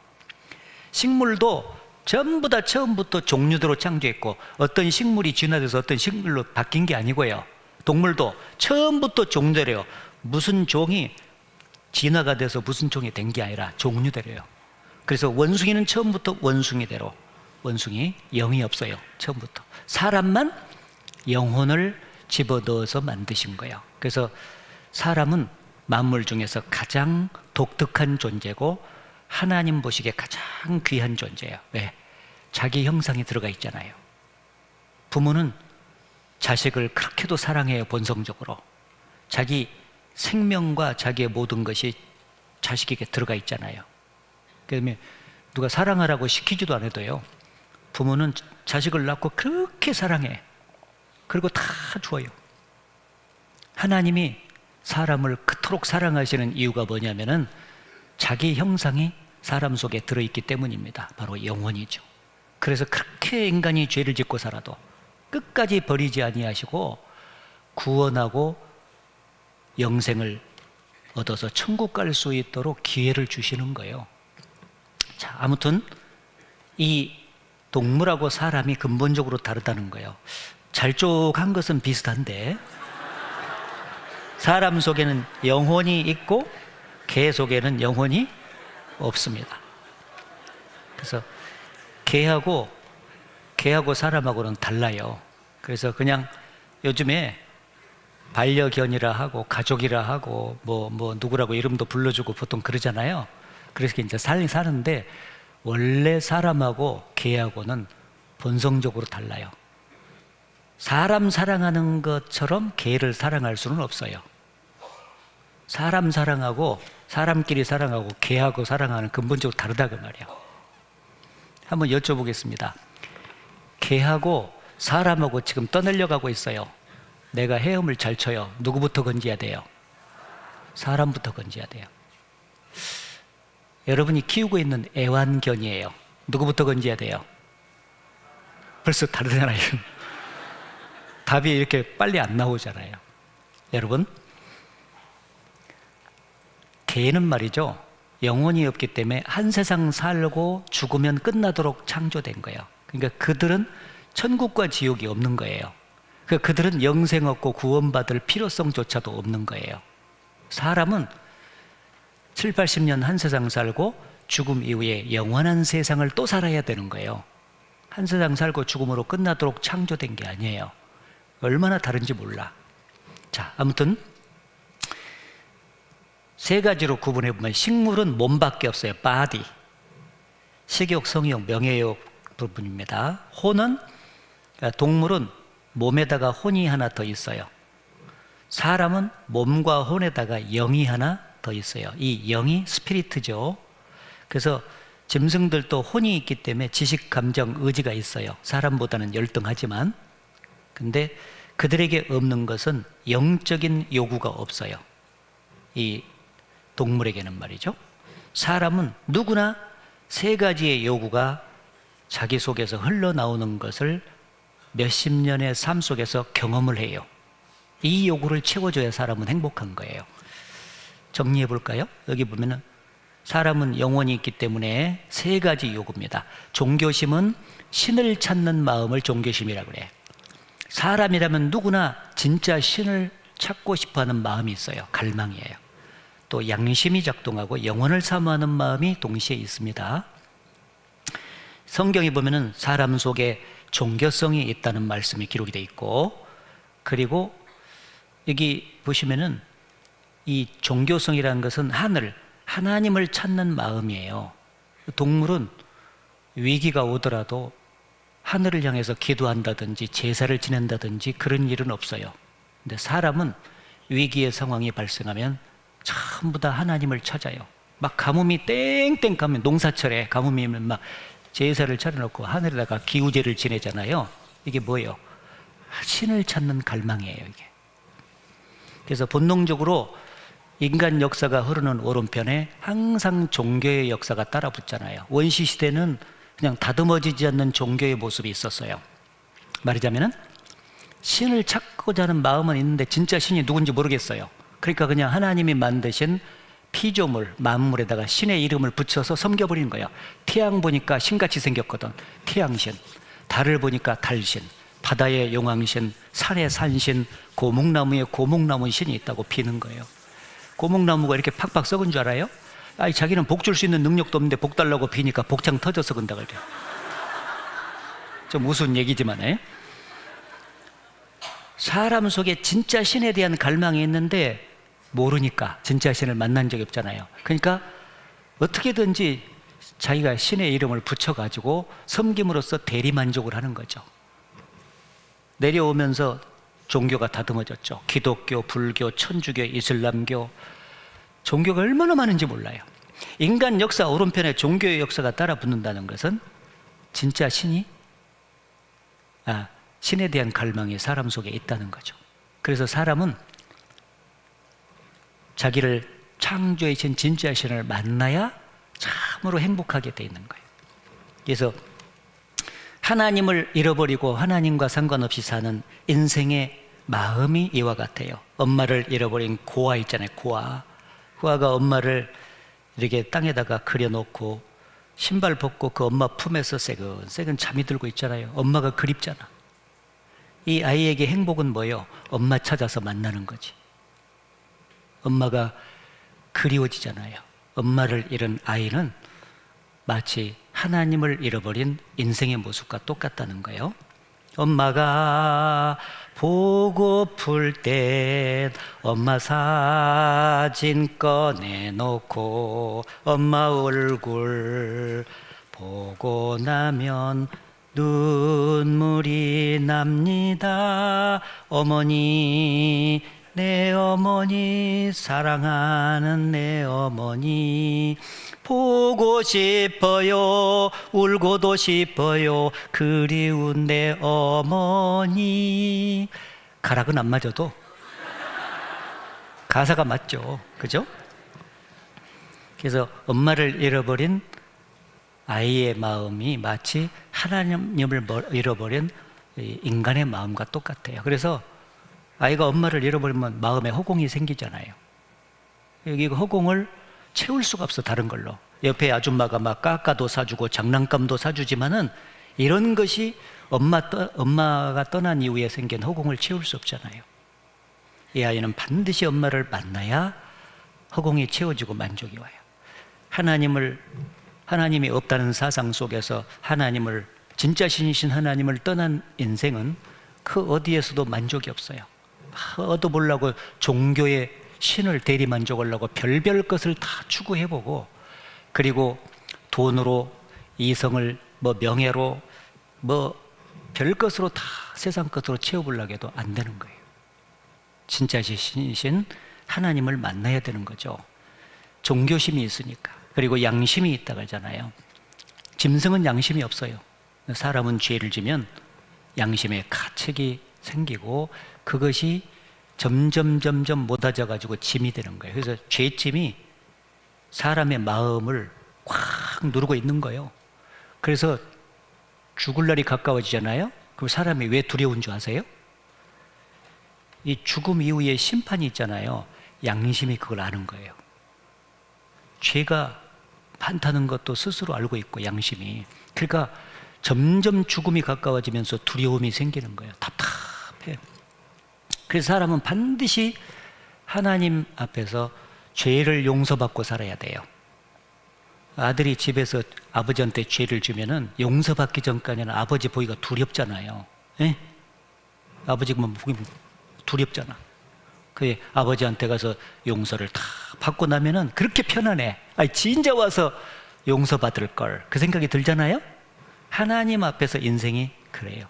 그래서 양심이 작동한다는 것은 여러분 속에 영이 있다는 확실한 증거예요. 그래서 사람은 죄를 용서받아야 돼요.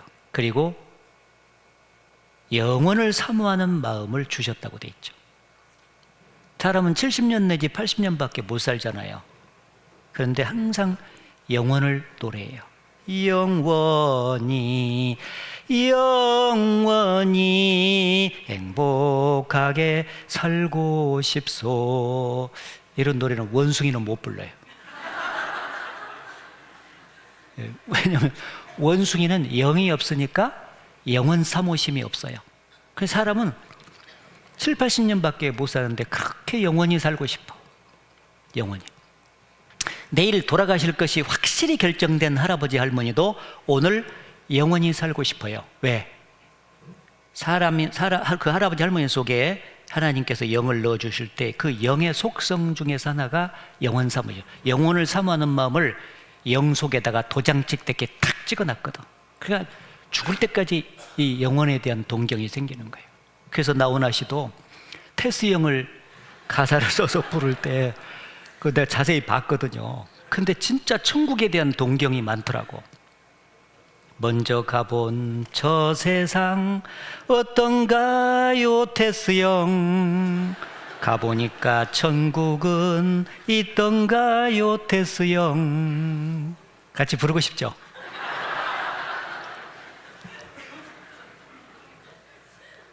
먼저 가본 저 세상 어떤가요 테스 형. 소크라테스한테 물은 거예요. 이제 번지수는 잘못 찾았어.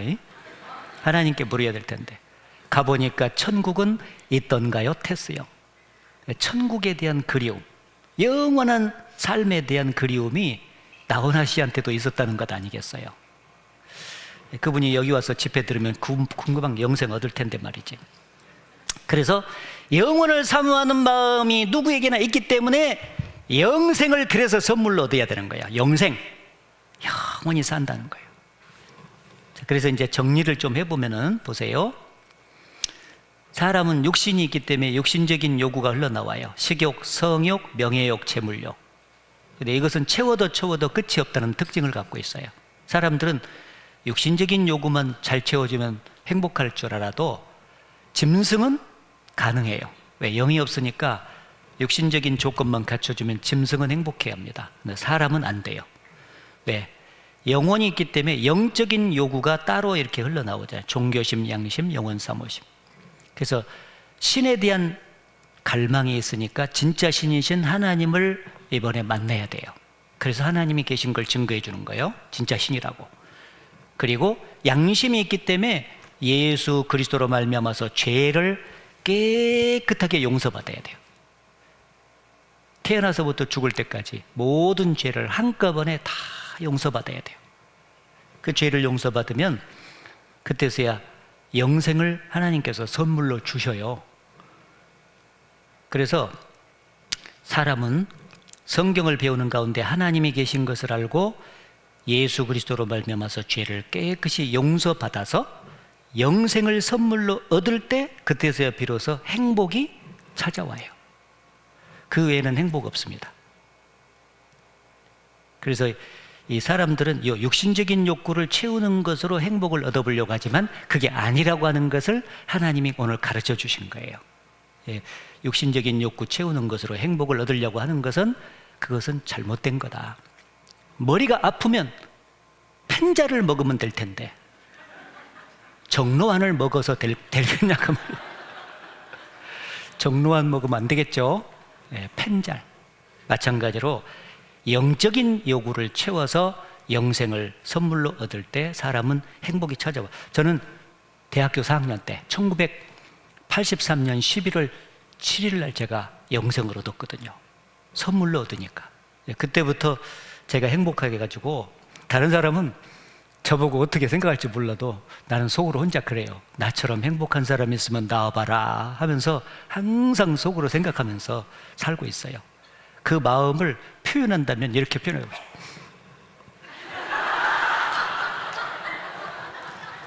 나처럼 행복한 사람이 있으면 나와봐라. 이렇게. 세상 사람 날 부러워 아니하여도 나도 또한 세상 사람 부럽지 않네. 하나님의 사랑을 생각할 때에 할렐루야 찬송이 저절로 나네. 그런 찬송이 있거든요. 여러분도 영생을 얻으면 그런 찬송을 부르고 살게 될 것입니다. 자, 사람의 근본적인 문제는 영적인 문제 해결이라는 것을 가르쳐 주신 거예요. 아셨죠? 여쭤보겠습니다. 여러분 속에 종교심이 있죠? 양심이 작동하고 있죠? 영혼을 사모하는 마음이 있죠? 그러면 여러분 속에 하나님의 형상인 영혼이 있다는 증거고, 그 영혼이 속에 있으면 그 영혼을 넣어주신 하나님이 실제 존재한다는 거예요. 아셨죠? 하나님이 영혼 넣어주셨기 때문에. 그래서 눈에 보이지 않는 하나님을 알 수 있는 첫 번째 길이 사람 속에 있는 영이다, 이렇게 말씀을 드린 것입니다. 두 번째, 하나님이 계신 증거 두 번째는 천지 만물. 이제 사람 속에도 증거를 주셨지만은 사람 주변에 무수히 많은 만물을 만들어 놓으시고 그 만물 속에 나타난 하나님의 솜씨를 보여주시면서 창조주 하나님이 계신 것을 증거하는 거예요. 그래서 여기 없네. 로마서 1장을 찾아봅시다. 여기 기록이 안 돼 있네요. 로마서 1장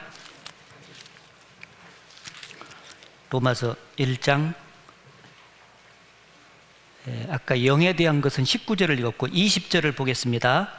로마서 1장 20절, 천천히 같이 읽겠습니다. 창세로부터 그의 보이지 아니하는 것들 곧 그의 영원하신 능력과 신성이 그 만드신 만물에 분명히 보여 알게 되나니 그러므로 저희가 핑계치 못할지니라. 여기 보면은 하나님이 처음 이 세상을 만들 때부터 시작해가지고 그 만드신 만물에 분명히 보여 알게 된다. 하나님의 능력과 하나님의 신성, 지혜를 말해요. 그래서 이 하나님의 솜씨가 만물 속에 분명히 보이기 때문에 하나님 앞에 가서 증거를 안 대줬기 때문에 제가 하나님 못 믿고 왔다고 핑계 댈 수 없다는 거예요. 왜? 너무너무 많아. 태어나서 지금까지 매일매일 우리 주변에 창조주 하나님이 증거되고 있는 것을 매일 보고 살았거든요. 만물 속에 하나님 솜씨가 들어있잖아요. 그래서 이 천지 만물을 보면은 두 가지는 알 수 있는데, 이 세상의 물건을 보면 알 수 있잖아요. 물건을 보면은 하나는 만든 사람이 있다는 거 알 수 있고, 또 하나는 만든 사람의 솜씨가 그 물건 속에 들어가 있어요. 그렇죠? 이 노트북 하면 노트북 만든 사람이 있다. 두 번째는 만든 사람의 솜씨가, 지혜와 능력이 노트북 속에 들어있다. 이게 두 가지는 진리예요. 천지 만물을 우리가 볼 때 과연 창조자 없이 저절로 생길 수 있을까? 진화론을 믿는 사람들은 창조주를 부인하잖아요. 그러니까 저절로 생겼다는 사상을 갖고 있잖아요. 근데 과연 천지 만물이 저절로 생길 수 있을까? 창조자 없이 저절로 생길 수 있을까요? 결국 우주와 생명의 기원에 관한 것이다. 과학자들에 따르면 우주는 커다란 폭발, 즉 빅뱅으로 시작됐다고 한다. 그러나 빅뱅이 어떻게 시작되는지는 설명하지 못한다. 과학이라는 것은 특별히 한계가 있거든요. 특히 저희 천문학 같은 경우도 그렇고 생명진화론도 그렇고 제1원인까지 설명할 수 있는 것이 아니거든요. 제1원인은 아직도 설명할 수 없고 또 관측적인 실험적인 증거가 없습니다. 우리는 단지 우리가 실험이나 관측으로 검증 가능한 영역에서 이러이러하게 우주의 역사가 전개되었구나 하는 걸 알 뿐이지 처음에 어떻게 전개되었는지는 증거가 지금 없기 때문에 모릅니다. 모른다. 과학자들도 몰라요. 근데 진화론자들은 저절로 생겼다고 그냥 하는 거죠. 저절로라고 생각하는 겁니다. 여기 보십시오. 생명체의 출발점, 우연히 만들어질 확률은 제로다. 확률적으로 따져보니까 생명체의 생성할 확률도 10의 130자승분의 1이다. 설계자 없이는 불가능하다. 그래서 생명체의 최소 단위가 단세포인데, 단세포는 단백질과 DNA가 결합이 돼서 생기는 거예요. 그래서 단백질 하나라도 창조자 없이 우연에 의해서 생길 수 있는 확률을 10의 130자승분의 1이라고 하는 것은요, 10의 50자승분의 1이 수학적으로 0이에요. 그러니까 도저히 창조자 없이는 불가능하다. 생겨나는 것이. 저절로는 안 맞다는 거죠. 성경은 말합니다. 히브리서 3장 4절 같이 읽겠습니다. 집마다 지은 이가 있으니 만물을 지으신 이는 하나님이시라. 어렵게 생각할 것 없이 집을 봐라. 이 집이 저절로 생길 수가 없고 지은 이가 있지 않냐. 마찬가지로 만물을 지으신 이는 하나님이시다. 그래서 집에 반드시 설계자와 시공자가 있는 것처럼 말이죠. 창세기 1장 1절, 성경 맨 처음 첫 절이에요. 거기에 같이 읽겠습니다. 태초에 하나님이 천지를 창조하시니라. 맨 처음에 하나님이 진짜 신으로 계셔서 그분이 천지 만물을 다 창조해서 나온 것이지 저절로 생긴 게 아니라는 거예요. 그래서 만든 사람이 만든 물건을 어떻게 어떤 순서로 만들었다고 말해 줄 수 있잖아요. 그래서 창세기 1장에 6일간에 창조한 것을 순서대로 말씀을 해 주신 거예요.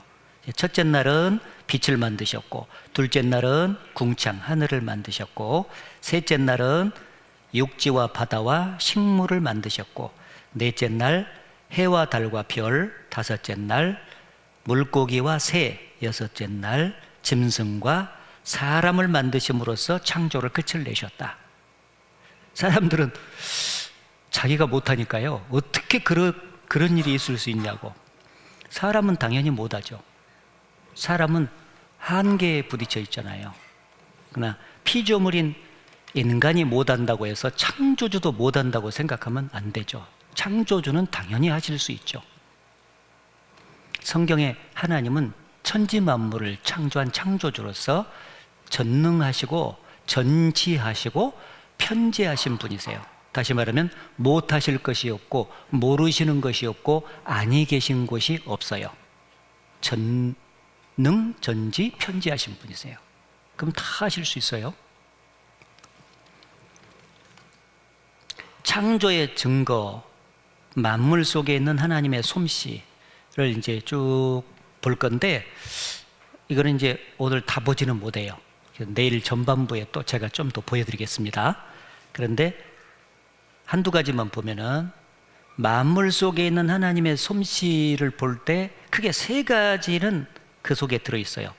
모든 만물을 가만히 보면 질서와 법칙이 들어있다는 걸 알 수가 있어요. 정확한 질서와 법칙 가운데서 만물이 만들어져서 움직이고 있다는 걸 알 수가 있고, 그 만물을 보면 초능력과 초지혜가 들어있어요. 초능력과 초지라는 것은 인간의 능력 이상, 인간의 지혜 이상의 능력과 지혜가 들어있다는 거예요. 다시 말하면 사람은 그 만물을 못 만든다는 거예요. 좀 이따 말씀드리겠지만 지금 지구 위에서 우리가 살고 있잖아요. 근데 지구 하나만 봐도 초능력과 초지혜, 그 다음에 질서와 법칙, 환경에 맞게 설계된 흔적 전부 다 들어있는 거예요. 자, 여기 보십시다. 그래서 하나님이 짐승에게 물어보라, 공중의 새에게도 물어보라, 땅, 지구에게도 말하라, 바다의 고기에게도 설명하라. 이것들 중에 어느 것이 여호와의 손이 이를 행하신 줄 못하랴. 이 만물들한테 이렇게 물어보는 거예요. 야, 넌 누가 만들었냐? 그러면은 전부 다 자기 속에 감춰진 창조주의 지혜와 솜씨를 뽐내면서 나는 하나님이 만들었다고 얘기를 한다는 거죠. 근데 유독 인간만큼은 되바라져 가지고 저절로 생겼다고 하는 거예요. 창조주의 솜씨를 주변에 두고 자기 몸 속에도 창조주의 솜씨가 살아 움직이고 있어요. 지금도요. 지구, 우주는 너무 정교하게 질서와 법칙에 따라서 별들이 운행하고 있잖아요. 그것만 봐도 알 수 있지만은 그 중에 사람이 사는 것이 작은 별이에요. 작은 별인 지구예요. 지구는 하나만 봐도 알 수 있는데, 이 지구는 657 곱하기 10의 19승톤이에요. 이렇게 말하면 얼마나 무거운지 알 사람이 누가 있냐고. 그러니까 80억 이상의 인구가 벌써 실려 있죠. 지구 자체 무게만 해도 엄청나요. 그런데 이 무거운 지구가 지금 실제적인 현실은 뭐냐면 우주 공간에 떠 있다는 거예요. 그 떠 있다는 것 자체만 해도 기적인데, 그것이 자전을 하면서 태양을 중심으로 공전을 해요. 자전 속도는 시속 1660km예요. 공전 속도는 시속 10만 8000km, 총알 속도의 30배예요. 근데 그렇게 빠른 속도로 자체로 돌면서 또 태양을 중심으로 해서 도는데도 우리가 그 위에서 살고 있다는 사실이 기적이에요. 왜 그래요? 그렇게 빠른 속도로 돌면은 우리가 어지러워서 못 살아야 돼요. 그렇죠? 네? 생각해봐요. 지금 지구가 그렇게 빠른 속도로 돌고 태양을 중심으로 해서 그렇게 막 총알 속도의 30배로 돌아 제끼면은 어떻게 우리가 살겠냐고. 정상적으로 그냥 생각하면요, 어지러워서 죽어야 돼요, 우리가. 그리고 그렇게 빨리 돌면 원심력이 생기잖아요. 그대로 놔두면 우주 공간으로 다 우리가 날아가야 지금 정상이야. 그런데 붙어 살고 있잖아요. 놀라운 기적이죠. 네? 이 정도만 말해도 막 와 해야 될 텐데 한 사람도 지금 와 않잖아요. 그게 당연한 거예요? 매번 반복되니까? 그 기적이에요, 기적. 그래서 자전을 통해서 낮과 밤이 생기는 거 알고 계시죠? 지금 밤이죠. 근데 조금 있으면 또 낮이 돼요. 정확하게 법칙에 따라서 낮, 밤. 규칙과 질서가 있잖아요. 처음부터 그렇게 설계했죠. 저절로는 무질서야 맞아요. 근데 질서가 있다는 것은 창조주가 계신다는 증거고, 그 360 공전을 하는데 365일 5시간 48분 48초 만에 1초의 오차도 없이 1년에 한 번씩 돌아가는 거예요. 이야, 그 놀랍죠? 그래서 시계하고 되게 비교를 하잖아요. 시계는 틀림없이 사람이 만들었죠. 그렇죠? 네, 다 대답하죠. 사람 만들었죠? 저절로 시계가 생기지 않았죠? 근데 이 공전 시계하고 비교를 하는 거잖아요. 여기 보세요. 지구가 시속 1650km의 속도로 자전하면서 시속 108,980km의 속도로 365일 5시간 49분 만에 태양을 한 바퀴 도는 동안 달은 시속 4,752km의 속도로 29일 12시간 만에 지구를 한 바퀴씩 돈다고 합니다. 한치의 오차도 없이 지구가 태양을 돌고 달이 지구를 도는 것을 보면 퍼뜩 연관이 되는 것이 있습니다. 그것은 바로 시계입니다. 시계는 시침이 1시간에 12분의 1바퀴를 돌 때 분침은 한 바퀴를 돌고 초침은 60바퀴를 돕니다. 시계가 어떻게 그 같은 법칙대로 정확히 돌 수 있을까요? 그것은 시계를 만든 사람이 그렇게 설계를 했기 때문입니다. 마찬가지로 지구가 태양을 도는데 1년이 걸리고 달이 지구를 도는데 한 달이 걸리는 것은 분명 누군가가 그렇게 설계를 해두었기 때문일 것입니다. 네, 그 설계자가 바로 하나님이십니다. 하나님이 천지를 만드셨거든요. 자, 오늘은 시간 관계상 창조에 대한 부분은 여기까지 하고 내일 전반부 때 제가 자세하게 말씀을 드려보도록 하겠습니다. 이제 마지막 파트 조금 남은 시간에는 뭘 생각해 보려고 하냐면 인생이 과연 나그네 길을 사는데 어디서 와서 어디로 가는가, 이 문제를 생각을 해봅시다. 바로 여러분하고 직결되죠. 나는 어디서 와서 어디로 갈까? 대단히 중요하죠. 자, 어디서 와서라고 하는 것을 생각을 해보는데 사람들은 어릴 때부터 질문을 해요. 엄마, 나 어디서 생겨났어? 그러면 너 다리 밑에서 주워왔다 그랬어, 옛날에는. 요즘 엄마들은 너 인터넷에서 다운받았다 그래요. 그런데 말하기가 좀 어려워서 그러죠. 그런데 사실 다리 밑에서 주워온 것도 아니고 인터넷에서 다운받아서 내가 생긴 것도 아니고 원숭이가 지나가듯이 생긴 것은 더더욱 아니에요. 그럼 과연 나는 어디서 왔을까? 사람들은 생각하다가 아버지, 어머님을 통해서 내가 나오잖아요. 그러니까 부모님을 통해서 내가 나왔기 때문에 부모님이 내 인생의 출발력이라고 생각하는 사람들이 대부분이에요. 그러나 그것은 잘못된 생각이에요. 여러분, 부모님은 나를 낳아주셨지 만드신 분은 아니에요. 이 세상의 모든 것은 만든 분에게서 와요. 전부 다 물건이. 손수건을 만든 사람에게서 온 거잖아요. 과연 나를 낳아주신 분은 부모님인데 나를 만드신 분이 누구일까? 그걸 알아야 되거든요. 그분에게서 우리가 온 거예요. 부모님이 나를 만들지 않았다 하는 것은 조금만 생각해 봐도 알 수 있죠. 이 무엇이든지 만든 사람이 만든 물건 속을 제일 잘 알게 돼 있어요. 저는 노트북을 안 만들었잖아요. 몰라요, 속. 만든 사람은 눈 감고도 그거 어떻게 해서 만들어졌다고 다 말할 수 있죠. 부모가 자식을 만든다 하면 임신 중인 여인이 뱃속의 아이의 성별을 초음파의 도움을 받지 않고 알 수 있어야 돼요. 아줌마, 그 뱃속의 아이가 아들이에요, 딸이에요 하면은 초음파의 힘을 빌리지 않고는 모르죠. 뱃속에 아이를 품고 있으면서도 몰라요. 안 만든다는 증거예요. 만약에 자기가 만든다면은 아들로 만들고 있어요. 제가 현재 8개월 공정 접어들었어요. 다른 것은 쉬웠는데 뇌 부분을 지금 만들고 있는데 굉장히 복잡하네요. 뭐 이렇게 대답이 가능해야 되죠. 그렇게 말하는 엄마들은 한 사람도 없어요. 품고 있으면서도 아이의 성별조차도 모른다는 것은 자기가 만들지 않고 있다는 확실한 증거죠. 그리고 만든다면은 부부가 만나가지고 출산 계획을 세워서 이무적으로 자기가 계획을 세울 수 있죠. 뭐 남녀 2년 터울 그렇게 해서 만들어내자고 계획 세워서 만들어내지만 대체로 보면은 계획된 대로 나오는 집안이 많지 않죠. 어떤 집안은 아들을 그렇게도 원하는데 막 딸이 내리 7이 나와. 반대로 나오기도 하고, 어떤 집안은 아예 생산이 안 돼요. 난 불임 부부를 보면 진짜 창조주가 믿어져요. 불임 부부 아시죠? 아기를 그렇게 갖고 싶어 하는데 아기를 못 낳아요. 그래서 과학의 힘을 빌려서 시험과 나이까지 동원해서 이렇게 아이를 갖는 부부들도 종종 보지 않습니까?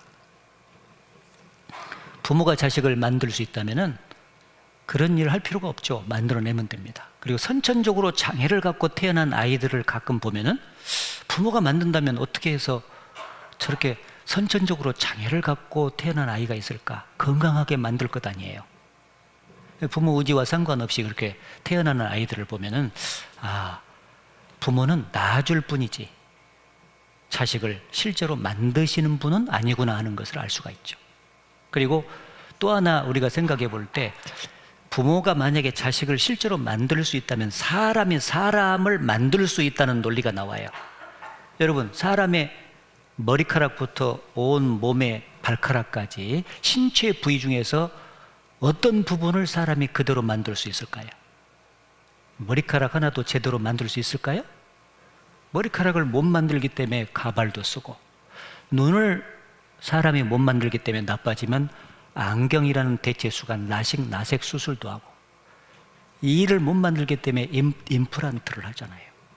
전부 다 대체를 하지 원래 하나님께서 만들어주신 신체 부위를 그대로 사람은 못 만드는 것입니다. 부모가 자식을 만들지 않는다는 증거죠. 누가 만듭니까? 여기 보시면 낳은 분, 만든 분이 구별되어 있다는 사실을 기억해야 돼요, 오늘. 그래서 낳아주신 부모님도 고맙지만 나를 만드신 하나님은 더욱더 고마운 분이다. 하나님이 안 계셨다면 부모님조차도 이 세상에 못 나와요. 존재조차도 없었던 내가 이 세상에 나온 것은 창조주 하나님 때문이에요. 그래서 여기 나를 태 속에 만드신 자가 그도 만들지 아니하셨느냐? 우리를 뱃속에 지으신 자가 하나가 아니시냐? 누구? 하나님. 시편 139편 같이 읽겠습니다. 주께서 내 장부를 지으시며 나의 모태에서 나를 조직하셨나이다. 내가 주께 감사하음은 나를 지으심이 신묘막측하심이라. 주의 행사가 기이함을 내 영혼이 잘 아나이다. 주께서, 천지를 지으신 창조주께서 내 오장육부를 지으시며, 오장육부, 내 오장육부를 직접 어머니 태로부터 지으신 분이 창조주 하나님이시라는 거예요. 나의 모태에서 나를 조직하셨다. 그래서 정자와 난자를 부딪혀서 생명을 시작시키신 분이 하나님이세요. 부모는 그때 아무 생각 없을 때예요. 아빠, 엄마는 서로 사랑한 이후에 아무 생각 없을 때 하나님께서 정자를 이끌어가지고 부딪혀서 막을 쳐서 세포 분열을 시작하는 거예요. 일단 딱 생명이 시작되잖아요. 그럼 사람입니다. 그래서 그게 10달 동안 자라죠. 나오는 거예요. 그러니까 생명이기 때문에 원치 않는 임신이 됐다고 자라가는 과정에 있는데 10주, 12주 막 됐는데 살인이에요. 살인이라고. 알았어요? 생명이 지금 시작돼서 이미 자라고 있다니까요. 여기 보세요. 부모로부터 DNA를 물려받게 되는 생명체의 탄생 과정도 신비롭기만 합니다. 남성이 1회 사정시 배출하는 정자는 약 3억 마리가 된다고 합니다. 정자 세포의 머리 부분은 남성의 유전자, 즉 DNA로 채워져 있습니다. 정자는 꼬리에 의해 스스로 에너지를 만들며 여성의 난자를 찾아갑니다. 난자로 들어온 정자는 머리 부분에 있는 DNA를 방출합니다. 지금 난자의 핵과 정자의 핵이 만나 융합하면서 각자가 갖고 있던 DNA를 결합시키고 있습니다. 네, 여러분, 이 지금 순간에 엄마 아빠가 손을 못 쓰고 있잖아요. 아무 생각 없을 때 지금 하나님이 이렇게 작업을 하시는 거예요. 창조주가 틀림없이 계신다는 증거 아니겠어요? 우리의 의지와는 관계없이 신비로운 장면이 연출되고 있습니다. 이로써 새로 탄생될 아기는 부모로부터 유전자, 즉 DNA를 물려받게 됩니다. 태아는 DNA가 지시하는 대로 서서히 하나의 인간으로 만들어져 갑니다. 저기 보십시오. 태아의 심장이 뛰기 시작합니다. DNA의 지정에 의한 것입니다. 눈이 만들어지고 있습니다. 손가락이 만들어지고 있습니다. 손가락이 저절로 생겨난다고요? 아닙니다. 부모로부터 물려받은 DNA 때문입니다. DNA 속 10억 개의 단어에 기록된 유전 정보에 의해 눈썹은 눈 위에, 콧구멍은 2개, 손가락, 발가락은 각 10개씩 만들어지면서 서서히 하나의 완전한 인간으로 만들어져 갑니다. 저기 보십시오. 아기에게 영양분을 공급하고 노폐물은 밖으로 배출시키는 저 같은 일을 지금 엄마가 하고 있습니까? 성경 시편 139편 13절에는 주께서 내 장부를 지으시며 나의 모태에서 나를 조직하셨나이다 라고 기록되어 있습니다. 네. 자, 이런 과정을 통해서 이렇게 나오기 때문에 부모님은 나를 낳아주신 분이고 길러주시잖아요.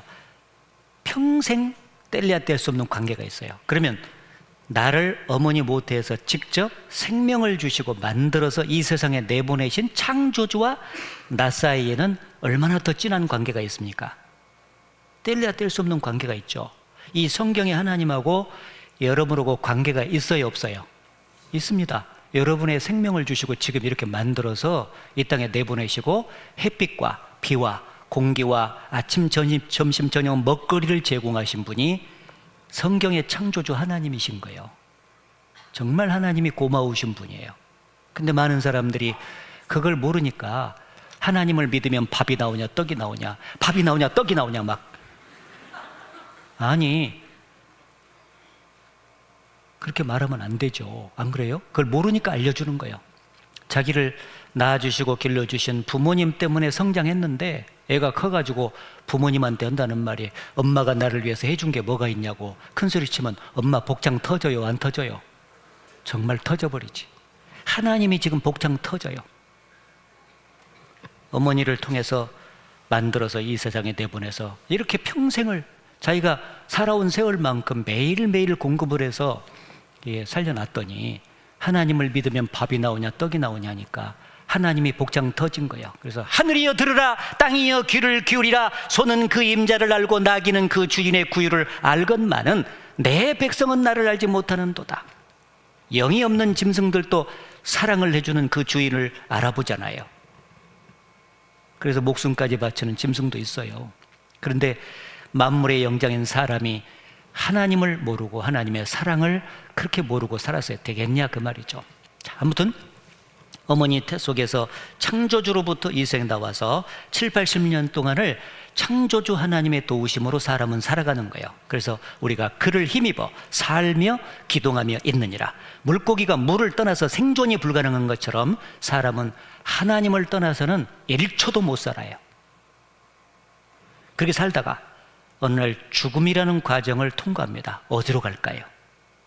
아니, 죽으면 모든 것이 끝나지 뭘 그걸 생각해. 그렇습니까? 죽으면 어디로 갈까요? 이분이 스님에게 물었네요. 불교를 공부하는 중인데 네.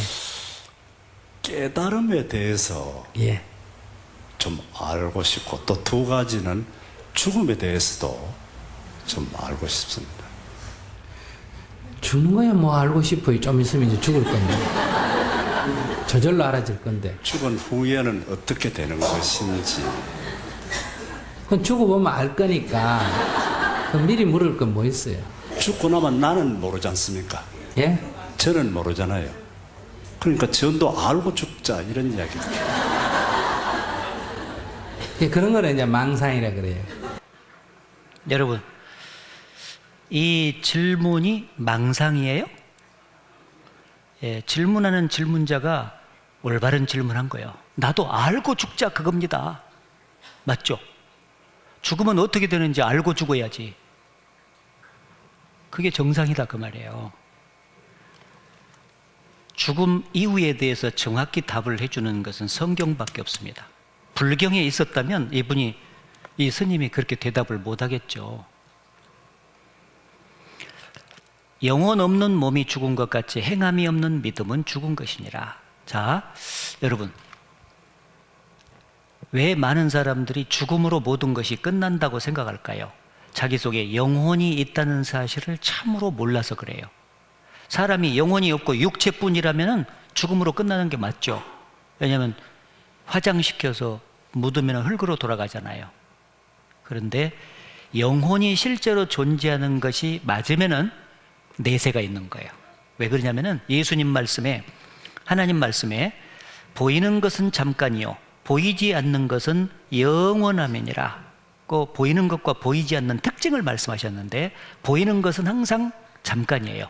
연력학 제2 법칙에 의해서 낡아지다가 사라지는 거예요. 잠깐 있다가. 여러분, 육체하고 영혼이 있으면 육체는 보이는 것, 영혼은 안 보이는 거잖아요. 육체는 보이는 것이기 때문에 7, 80년이라는 한시적인 생애를 거쳐요. 그리고 이걸 흙집이라 그래. 흙집을 저는 66년 동안 썼더니 여기저기서 수리해달라고 소식이 자꾸 왔어요. 그래서 수리하다가 가는 거예요. 알았죠? 이게 흙집은 좀 있으면 무너져가. 보이는 것은 잠깐이요. 그러나 이 속에 보이지 않는 영혼은 영원함이라 그랬죠.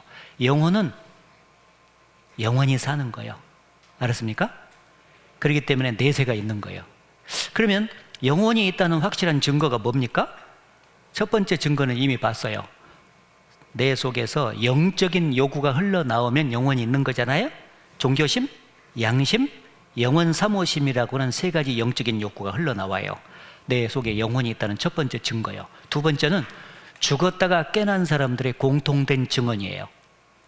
전 세계적으로 6억 명이나 있대요. 그런데 그들의 공통적인 증언은 죽음으로 끝이 아니었다는 거예요. 죽으니까 영혼이 육체 밖을 빠져나갔고 영혼과 육체가 분리된 거예요. 그걸 실제로 느꼈고 그 공중에서 자기 영혼이 죽어있는 시체를 봤다는 거예요. 이게 다 공통점이죠. 성경도 영혼 없는 몸이 죽었다. 이 영혼과 육체가 결합이 되어 있는 상태가 현재 우리가 살아있는 상태예요. 근데 어느 날 영혼이 육체 밖을 빠져나가 이렇게 딱 분리가 되면 죽어요.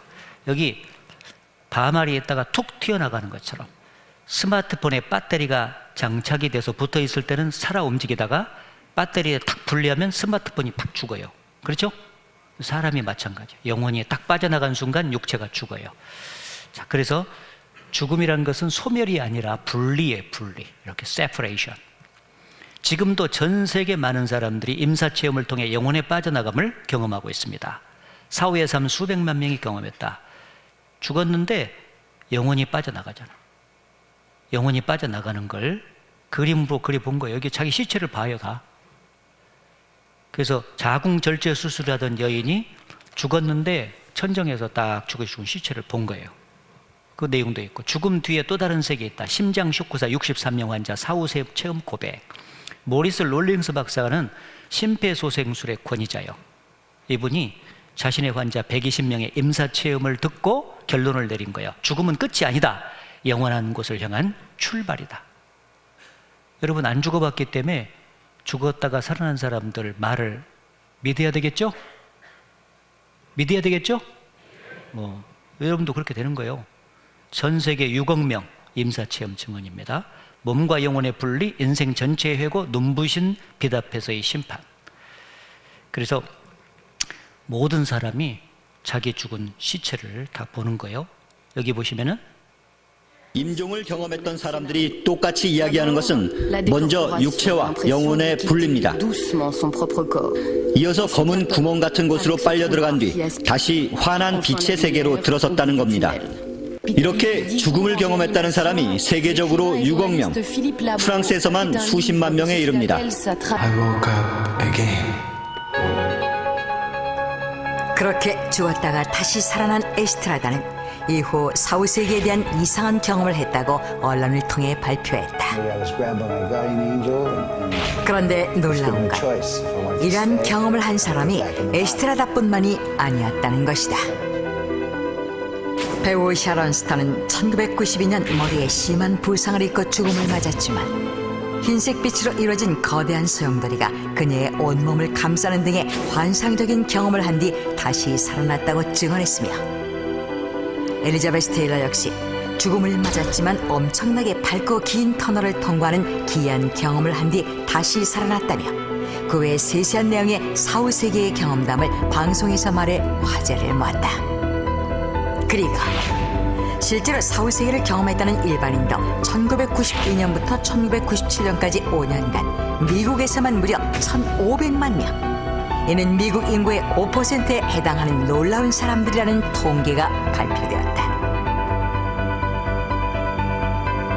이렇듯 흔히 사후세계를 체험했다고 말하는 현상을 의학계에서는 의학적으로 죽었다는 판정을 받은 사람이 다시 살아나는 과정에서 겪게 되는 현상이라 하여 공식 명칭으로는 임사체험, 즉 Near Death Experience의 약자인 NDE라고 지칭한다. 그렇다면 NDE, 즉 임사체험은 정말 가능한 일일까? 1998년 So near death experience is possible. 심장학자 마이클 세이번 박사는 영국 사우샘프턴의 한 병원에서 심장 박동 정지로 의학적 사망 판정을 받고 소생한 환자 63명 중 4명과 네덜란드에 있던 300명의 환자 중 41명이 임사체험을 했다는 연구 직결을 토대로 그들이 임사체험을 할 수 있었던 결정적인 이유를 제시했다. 세이번 박사의 주장에 따르면 심장마비를 일으키는 환자의 경우 이론적으로는 심장이 마비되면 불과 몇 초 사이엔 뇌의 기능도 멈추게 되며 뇌의 기능이 멈추면 기억하고 생각할 수 있는 기능도 없어져야 한다. 그런데 뇌가 멎은 후에도 임사체험을 한 경험자들이 있다는 것은 뇌의 기능이 멈춘 후에도 인간의 영혼은 사라지지 않았다는 것이라고 세이번 박사는 주장한 것이다. 예, 심장 마비, 뇌 기능 마비, 그 다음에 기억력 없어야 되는데 살아난 사람들이 다 얘기를 하는 거예요. 영혼이 있다는 증거다. 성경도 똑같이 말해요. 인생의魂은 위로 올라가고 영혼이기 때문에 짐승의魂은 아래로 내려가는 줄을 누가 알랴. 흙은 여전히 땅으로 돌아가고 요 육체를 흙이라고 그래요. 여기 죽으면 땅으로 돌아간다. 신은 the spirit, 영이죠. 그 주신 하나님께로 돌아가기 전에 기억하라. 그래서 죽으면 돌아가셨다 그래요. 돌아가셨다. 온 곳으로 가요. 영혼은 하나님께로 왔기 때문에. 자, 여기 같이 읽겠습니다. 나의 이 가죽 이것이 썩은 후에 내가 육체 밖에서 하나님을 보리라. 예, 이것이 썩은 후에 끝나는 것이 아니라 내가 육체를 나의 가죽이라고 했고 요 속에 내가 그랬죠. 내가 육체 밖에서 하나님, 영혼이 빠져나간 거예요. 영혼을 진정한 의미에서 나라고 하나님께서 말씀을 하시는 거예요. 그래서 이렇게 두 종류의 죽음이 있습니다. 보라, 내가 너희 앞에 생명의 길과 사망의 길을 두었느니. 두 길밖에 없어요. 그래서 죽음 이후에 영원한 내세가 두 종류로 펼쳐져요. 한쪽은 영원한 천국, 한쪽은 영원한 지옥이에요. 예수님이 마지막 재림하실 때 모든 민족을 모으고 두 종류로 갈라요. 오른편, 왼편. 오른편은 구원받은 사람, 왼편은 구원 못 받은 사람. 양 같은 사람, 염소 같은 사람으로 나눠서 그들에게 각각 복과 저주를 선포했는데 오른편에 있는 자들에게 이르시되 내 아버지께 복 받을 자들이여 나와 창세로부터 너희를 위하여 예비된 나라를 상속하라. 이 창세로부터 너희를 위해서 예비된 나라, 구원받은 사람을 위해서 예비된 나라가 천국입니다. 또 반대로 왼편에 있는 자들에게 이르시되 저주를 받은 자들아 나를 떠나 마귀와 그 사자들을 위하여 예비된 영영한 불에 들어가라. 이 불못이 지옥이죠. 천국과 지옥이 틀림없이 존재한다고 성경은 여러 곳에 말씀을 하고 있습니다. 따라서 종착역이라는 죽음 이후에, 죽음이 마지막 종착역이라고 생각하시는 분들은 정신 차려야 된다는 거죠. 그 이후 영원한 내세가 종착역이죠. 천국이냐 지옥이냐가 문제예요. 톨스토이라고 하는 유명한 문학가 있잖아요. 이분은 세상에 죽음만큼 확실한 것은 없다. 그런데 사람들은 겨우살이는 준비하면서도 죽음은 준비하지 않는다. 예. 월동 준비는 하면서 죽음 이후에 영원한 내세를 어디에서 살 것인지는 까맣게 준비치 않는 사람들이 많은데 그게 지혜롭지 않은 사람들이라고. 이번에 그걸 준비해야 된다. 하루 동안에 무슨 일이 날는지 알 수 없다. 그래서 갑작스런 사고에 의해서나 병에 의해서 죽을 수 있기 때문에 죽으면 선택을 못해요. 그래서 목숨이 붙어 있을 때 천국 갈 준비를 해놓고 살아야 되겠죠. 그걸 하나님께서 말씀하는 거예요. 이번에 천국 갈 준비하는 겁니다. 바로 영생을 얻는 것이 그 일이기 때문에 꼭 진지한 태도로 끝까지 참석을 잘 해주시기 바랍니다. 아셨죠? 기도하겠습니다. 자비로우신 아버지 하나님, 우리에게 성경을 주신 것을 감사합니다. 우리에게 영혼을 주셔서 하나님을 알 수 있는 길을 허락해 주셔서 감사합니다. 창조주 하나님께서 사람을 만드시고 하나님의 도우심으로 살다가 어느 날 하나님 앞에 서야 된다는 엄연한 사실을 가르쳐 주셔서 감사합니다. 여기 머리 숙인 사람들 한 사람도 이 엄연한 진리의 말씀을 농담으로 여긴다든지 가볍게 여기지 않도록 해주시고 끝까지 잘 듣고 영생을 다 얻을 수 있도록 자비를 베풀어 주시옵소서. 예수님 이름으로 기도드렸습니다. 아멘.